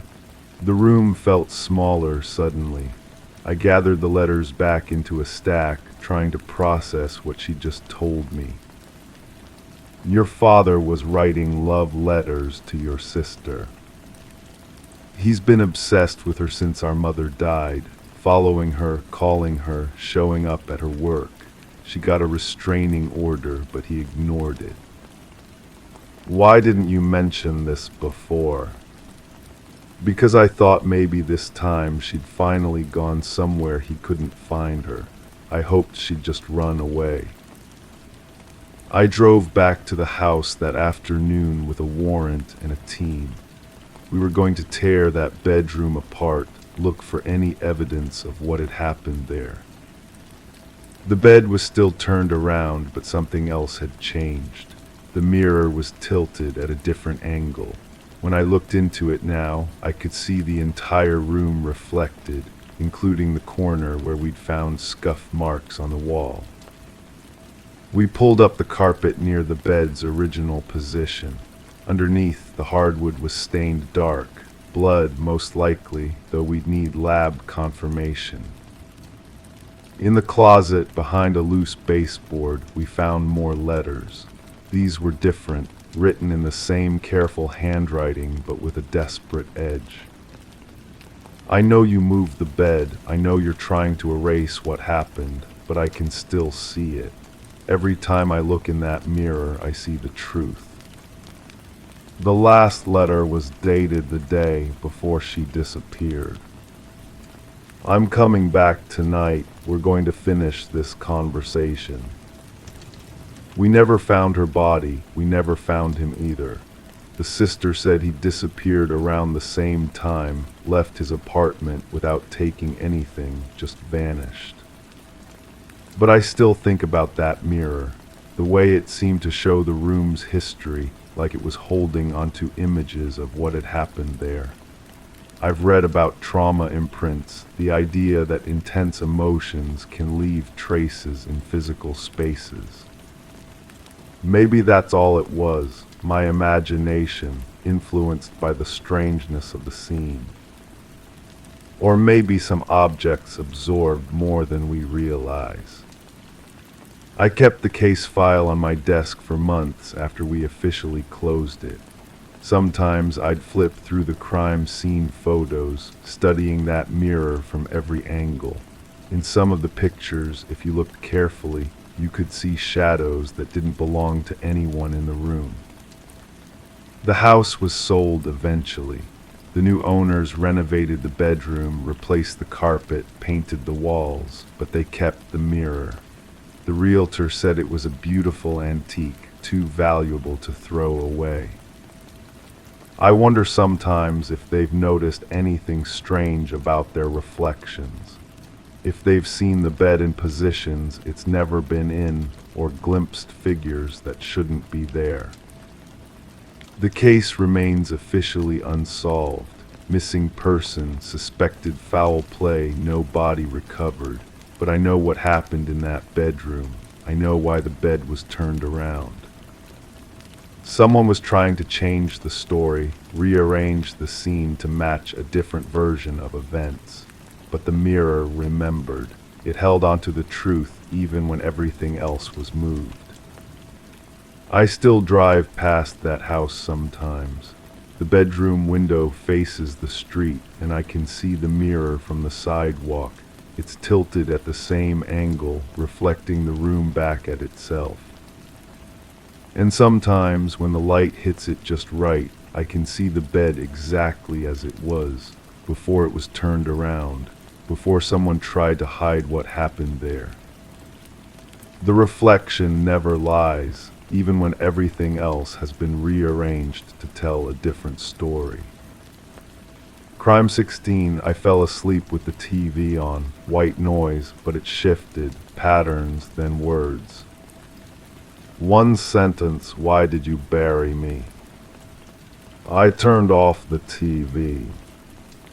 It turned back on. The remote sat on the coffee table exactly where I'd left it. The power button felt sticky under my thumb. I pressed it again. The screen went black, then flickered to life. The same static, but now it seemed deliberate, purposeful. I'd been living in this apartment for 3 months. The previous tenant left behind a few things: a coffee maker with a cracked carafe, some books with water damage, and this old television that worked better than it should have. The landlord said the guy moved out suddenly, left no forwarding address, just gone. The words in the static made me think of my sister. She'd been missing for 2 years. The police classified it as a voluntary disappearance after they found her car abandoned near the highway. No signs of struggle. Her purse was still inside, but her phone was gone. The detective assigned to the case, a tired man with permanent coffee stains on his shirt, told me people start over all the time. Sometimes they just walk away from everything. But my sister wouldn't have left without telling me. We talked every other day. She worried about my drinking, my job, my inability to maintain relationships. She wouldn't have just disappeared without explanation. I pulled the TV away from the wall. The cables were standard, nothing unusual, but there was something else. A small device attached to the antenna input, black plastic about the size of a matchbox. It wasn't connected to anything external, just sitting there, humming almost imperceptibly. I left it alone and went to bed, but sleep wouldn't come. Every sound in the building seemed amplified. Footsteps upstairs, water running through pipes, a door closing somewhere down the hall. I kept thinking about the device, about the words in the static, about my sister's empty apartment that still smelled like her perfume when the police finally let me clean it out. The next morning I called my sister's old landlord. He remembered her well. Sweet girl, always paid rent early, never complained about the noise from the construction site next door. He mentioned she'd been asking questions about the previous tenant in her unit. Someone who'd lived there for 5 years before moving out abruptly. No forwarding address. I asked if he remembered the name. He didn't, but he still had the paperwork. A man in his 40s, worked construction, drove a blue pickup truck. The landlord remembered him because he'd left his television behind, said he didn't need it anymore. The same television now sitting in my living room. I spent the afternoon at the library, searching through old newspaper archives, missing persons reports from the past decade. 3 women, all in their 20s, all disappeared within a 20-mile radius of my apartment. One was found 6 months later, buried in a shallow grave behind an abandoned warehouse. The other 2 were never found. The construction worker who lived in my sister's apartment had worked on a project near that warehouse. I found his name in the contractor's records. A man with no social media presence, no permanent address, no trace of existence beyond employment records and a few traffic violations. That evening I examined the device attached to my television more carefully. Inside the black plastic casing, I found a small recorder, the kind used for voice memos. Most of the memory was corrupted, but I managed to recover fragments of audio. A woman's voice distorted by static, saying words I couldn't quite make out, but the tone was unmistakable. Fear, desperation, a plea for help. I played the recording over and over, trying to identify the voice. It could have been anyone. It could have been my sister. The static made it impossible to be certain, but something in the cadence, the way certain words were pronounced, felt familiar. I started visiting the locations where the missing women had last been seen. Coffee shops, bus stops, parking lots. I showed their photos to anyone who would look. Most people didn't remember, but a few did. A waitress recalled serving one of the women regularly. She always ordered the same thing, black coffee and a blueberry muffin. She seemed nervous those last few weeks, kept looking over her shoulder, checking her phone constantly. The waitress mentioned something else. The woman had been asking about construction work in the area, whether there were any new projects, any crews hiring. She'd seemed particularly interested in residential work, apartments and condos. I found employment records for the construction worker. He'd worked on 12 different residential projects over the past 5 years.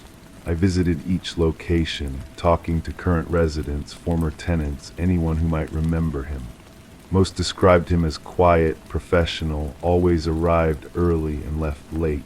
A few mentioned he'd been particularly helpful with small repairs, especially electrical work. One woman remembered him installing cable in her apartment.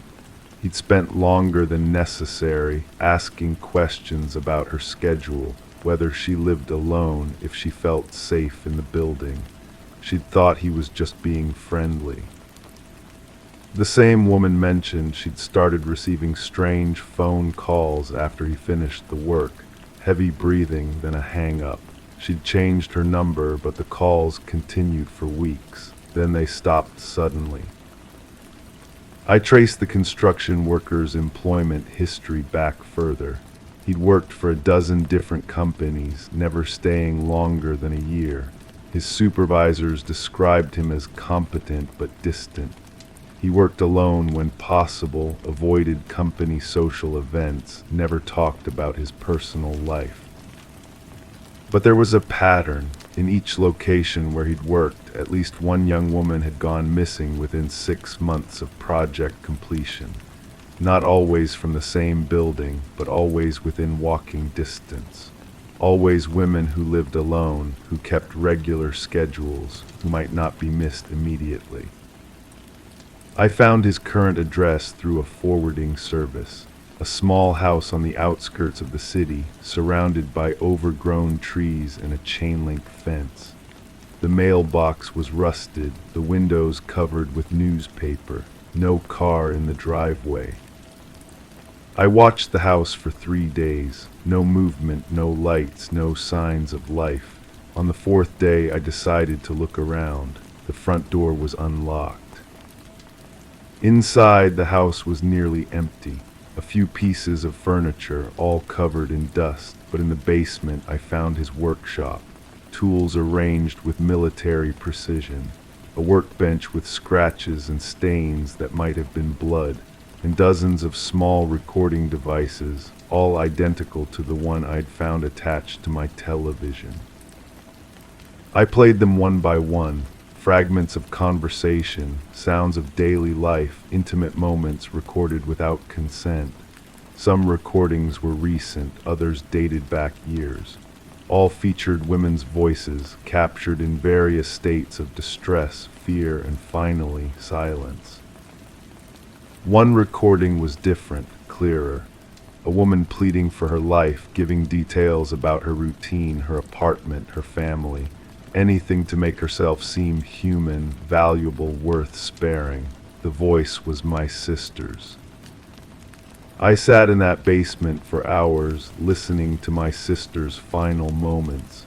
She discovered the recording device in her apartment. She'd confronted him. She'd tried to run. The last recording was the most disturbing. My sister's voice, but the words were wrong, scripted, forced. She was reading from something, describing her own burial location, providing details only her killer would know. The background noise suggested she was in a car, moving. He was making her record her own confession, her own goodbye. I found the burial site exactly where she described, a small clearing behind an abandoned factory marked by a pile of stones arranged in a specific pattern.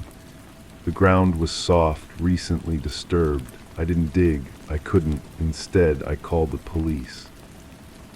They found her exactly where the recording indicated, along with the remains of 4 other women, all buried in the same area, all connected to the construction workers' employment history. The media called it the largest serial killer investigation in the region's history. But they never found him. His house was abandoned, his truck sold for cash to a private buyer who'd never met him in person. His trail went cold at the city limits. The detective assigned to the case, the same tired man with coffee stains on his shirt, told me these types of killers often disappear when they feel the walls closing in. They start over somewhere else with a new identity, new hunting grounds. I kept the recording device. I know I shouldn't have, but I couldn't let it go. Sometimes, late at night, I play my sister's voice, not the scripted confession, but the earlier recordings. Her talking to friends on the phone, humming while she cooked dinner, laughing at something on television. Normal sounds from a normal life before everything went wrong. The television still turns itself on occasionally. Just static now, no words, but I leave it plugged in volume low because sometimes in the white noise between stations I hear something that might be my sister's voice. Not pleading or afraid, just talking, telling me things are okay where she is now, that she's not alone anymore. The construction worker is still out there somewhere, maybe in another city, working on another project, installing cable in another woman's apartment. The police have alerts set up, but he's careful, patient. He knows how to disappear. I think about the women he's watching right now, the ones who don't know their every word is being recorded, their routines cataloged, their vulnerabilities mapped. They go about their lives feeling safe in their homes, unaware that someone is always listening. The static on my television grows louder at night. Sometimes I think I can hear new voices mixed in with the white noise. Women I don't recognize speaking words I can't quite understand, but their tone is always the same. Fear, desperation, a plea for help that comes too late. I've started leaving my own recordings, messages for my sister, updates on the investigation, promises that I won't stop looking for her killer. I don't know if she can hear me, but it feels important to try, to make sure she knows she hasn't been forgotten. The device hums quietly in the corner, recording everything, just like he designed it to do, still listening, still waiting. Still collecting the sounds of lives that ended too soon, in places no one thought to look, by someone no one thought to suspect. And somewhere out there in another city, another apartment, another woman is asking questions about the construction worker who spent too long installing her cable. She's starting to feel uneasy about the way he looked at her, the questions he asked, the small device he left behind. She doesn't know yet that she's already being watched, that her voice is being recorded, that her routine is being studied. But she will. Crime 17, I'd hung it centered level, facing the hallway. But now, the eyes in the painting looked toward the stairs, always toward the stairs. I turned it to face the wall. But later it was facing out again, and the eyes weren't painted anymore. They were real, reflective, blinking. The painting had been a gift from my neighbor, an elderly woman who'd lived alone for decades. She knocked on my door one evening, holding the canvas wrapped in brown paper, insisting I take it. Her hands shook as she pressed it into mine, and I noticed the faint smell of lavender mixed with something else, something metallic that made my stomach turn. "It needs to be with someone who understands," she'd whispered, her voice barely audible over the sound of rain against my windows. Someone who can see what I can't ignore anymore. I'd accepted it out of politeness, nothing more. The painting depicted a young woman with dark hair, her face turned slightly toward the viewer, eyes that seemed to follow you across the room. Classical technique may be worth something to the right collector. I hung it in my hallway where guests would notice it, where it would catch the light from the window during the day. But the painting had started moving. Not physically, of course, I'm not delusional, but each morning I'd find it angled differently, as if someone had adjusted it during the night. The woman's gaze, which had initially looked straight ahead, now seemed fixed on the staircase leading to the second floor, to the room where my neighbor had found her daughter. I'd started keeping a journal documenting the changes. Small things at first, a slight tilt to the left, the frame sitting a fraction lower on the wall. But then I noticed details in the painting itself that I hadn't seen before. A shadow behind the woman's shoulder that looked like a doorway. A reflection in her eyes that resembled stairs. The faint outline of what might have been another figure, barely visible in the background. The neighbor had moved away the week after giving me the painting. No forwarding address, no explanation. The house sat empty, windows dark, until new tenants arrived, but they didn't stay long. 3 families in 6 months, all leaving suddenly, all refusing to discuss why. I started researching the house's history, public records, newspaper archives, conversations with longtime residents. The story emerged slowly, like a photograph developing in chemical solution. The elderly woman's daughter had disappeared 20 years ago. Not missing, disappeared. Her bedroom door had been locked from the inside, window closed, no sign of struggle. She'd simply vanished, leaving behind only her clothes and a half-finished painting on an easel. The painting I now owned looked identical to the one described in the police report. I called the detective who'd handled the case. He was retired now, living in a small apartment across town, his voice heavy with the weight of unsolved mysteries. He agreed to meet me at a coffee shop, his hands wrapped around a cup that had gone cold long before he'd finished speaking. "We never found her," he said, eyes focused on something beyond my shoulder. 20 years old, art student, no enemies, no reason to run. The mother insisted someone had taken her, but there was no evidence of forced entry. No fingerprints, no DNA, nothing. He paused, studying my face. The mother painted that portrait from memory, worked on it for months after her daughter disappeared, said it helped her feel close to her. But toward the end, she started claiming the painting was changing, that her daughter was trying to communicate through it. The detective's voice dropped to a whisper. She said the eyes in the painting would move, would look toward different parts of the room, always toward the stairs, as if she was trying to tell us something about what happened up there. I felt my skin prickle. "What did you find upstairs?" "Nothing, empty room, no signs of disturbance." But the mother insisted we keep looking, kept saying her daughter was trying to show us something. We searched that house 6 times, tore up floorboards, checked inside walls, nothing.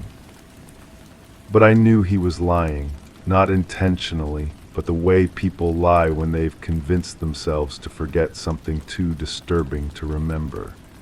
His hands trembled slightly as he spoke, and I noticed how he avoided looking directly at me when he mentioned the stairs.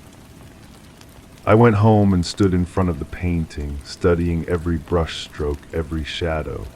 The woman's face seemed more animated now, more alive. Her lips appeared slightly parted, as if she were trying to speak.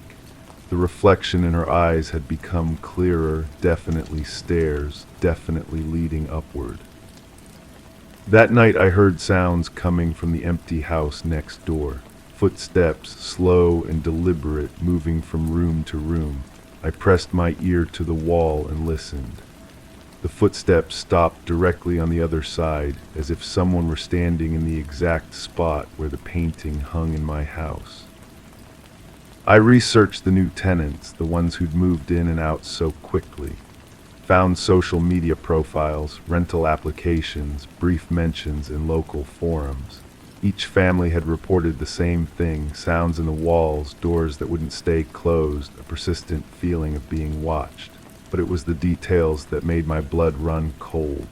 They'd all mentioned finding objects moved, rearranged, positioned to point toward the stairs. The next morning I found a key taped to my front door. Old brass, worn smooth by decades of use. No note, no explanation, but I knew what it opened. I stood in front of the neighbor's house, key in hand, feeling the weight of 20 years of silence. The current tenants had moved out just days before, leaving behind only the smell of fear and the echo of unanswered questions. The key turned easily in the lock. Inside, dust motes danced in shafts of afternoon light. The house felt hollow, abandoned, but not empty. Someone had been here recently.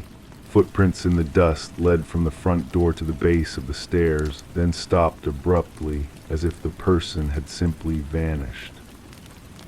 I climbed the stairs slowly, each step creaking under my weight. The second-floor hallway stretched before me, doors on either side, all closed except one. The room at the end, the one that had belonged to the missing daughter. The room was exactly as it had been 20 years ago. Easel in the corner, paints dried to cracked shells, canvases stacked against the wall. But it was the floor that made me stop breathing. Loose floorboards, recently disturbed, dirt and debris scattered around the edges. I knelt and pried up the boards with my fingernails, splinters digging into my skin. Underneath, wrapped in plastic, was a journal. The missing daughter's journal, pages filled with increasingly frantic entries about someone watching her, following her, entering her room while she slept. The final entry was dated the day she disappeared. He's here again. I can hear him breathing behind my door. I've locked it, but locks don't stop him. He wants me to come downstairs to leave with him, but I won't. I'll stay here forever if I have to. I'll watch for my painting. I'll make sure someone knows what really happened. My hands shook as I read the words. Below the journal, deeper in the cavity, I found bones. Small bones, wrapped in cloth that had once been white. Not human bones, cat bones, bird bones, small animals that had been carefully preserved, arranged in patterns that suggested ritual obsession. I heard footsteps on the stairs below. Slow, deliberate, the same footsteps I'd heard through the wall. I grabbed the journal and ran to the window, but it was painted shut, layers of old paint sealing it closed. The footsteps reached the top of the stairs. I know you're up there. The voice was familiar, but wrong somehow, distorted by years of waiting. I know you found her journal. I recognized the voice now. The detective, the one who'd claimed to know nothing, who'd insisted they'd found no evidence. But his voice carried the weight of decades of guilt, of secrets buried too deep to dig up. She wouldn't come with me, he continued, voice getting closer. I tried to be gentle, tried to explain that we belonged together, but she fought, made noise. The neighbors might have heard. I pressed myself against the wall, journal clutched to my chest. Through the floorboards, I could see him moving through the house below, checking rooms, searching. I had to keep her quiet, had to make sure she couldn't tell anyone what I'd tried to do, but I never meant for it to go so far. I just wanted her to understand. The footsteps stopped outside the door. The mother suspected, started asking questions, demanding we search again, so I made sure she got rid of the evidence, convinced her to paint that portrait, to focus on remembering her daughter instead of what had happened to her. And when she started getting too close to the truth, I suggested she give the painting away to someone who wouldn't ask questions. The door handle turned slowly. But you did ask questions, didn't you? You couldn't just let it hang there and forget about it. You had to know why it kept changing, why it kept looking toward the stairs. He stepped into the room, and I saw him clearly for the first time in 20 years. Older now, grayer, but still carrying the badge that had given him access to crime scenes, to evidence, to grieving mothers who trusted him to find their daughters. "She's still here, you know," he whispered, looking at the loose floorboards. "Still watching, still trying to tell someone what I did, but no one will believe it now. Too much time has passed, too many people have moved away or died, and who would believe that a painting could witness a crime?" I clutched the journal tighter, feeling the weight of 20 years of silence, of a daughter who'd tried to speak through paint and canvas, through the only voice she had left. "But you know, don't you?" He smiled, and I saw the same expression I'd noticed in the painting, the look of someone who'd discovered a terrible truth and couldn't find the words to share it. "You know what the painting has been trying to tell you all along." The room fell silent except for the sound of my own breathing, shallow and rapid. Outside, clouds moved across the sun, throwing shadows that looked like fingers reaching across the floor. I still have the painting. It hangs in my hallway, facing the stairs, eyes that seem more real each day. The detective was right about one thing: no one would believe the truth now. Too much time, too many questions without answers. But sometimes, in the quiet moments between day and night, I catch the woman in the painting moving her lips, forming words I can almost understand. And I know that some secrets are too heavy to carry alone, too important to let die with the people who tried to bury them. The painting watches the stairs because that's where she fell. The painting faces the hallway because that's where she's waiting for someone to finally hear what she's been trying to say.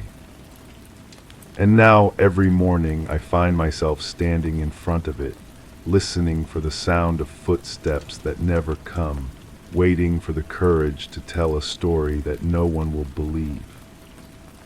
The eyes in the painting aren't painted anymore. They're real, reflective, blinking, and they're watching me, waiting to see if I'll be brave enough to let her voice be heard. Or if I'll become just another person who hangs a painting on the wall and pretends not to notice when it starts to move.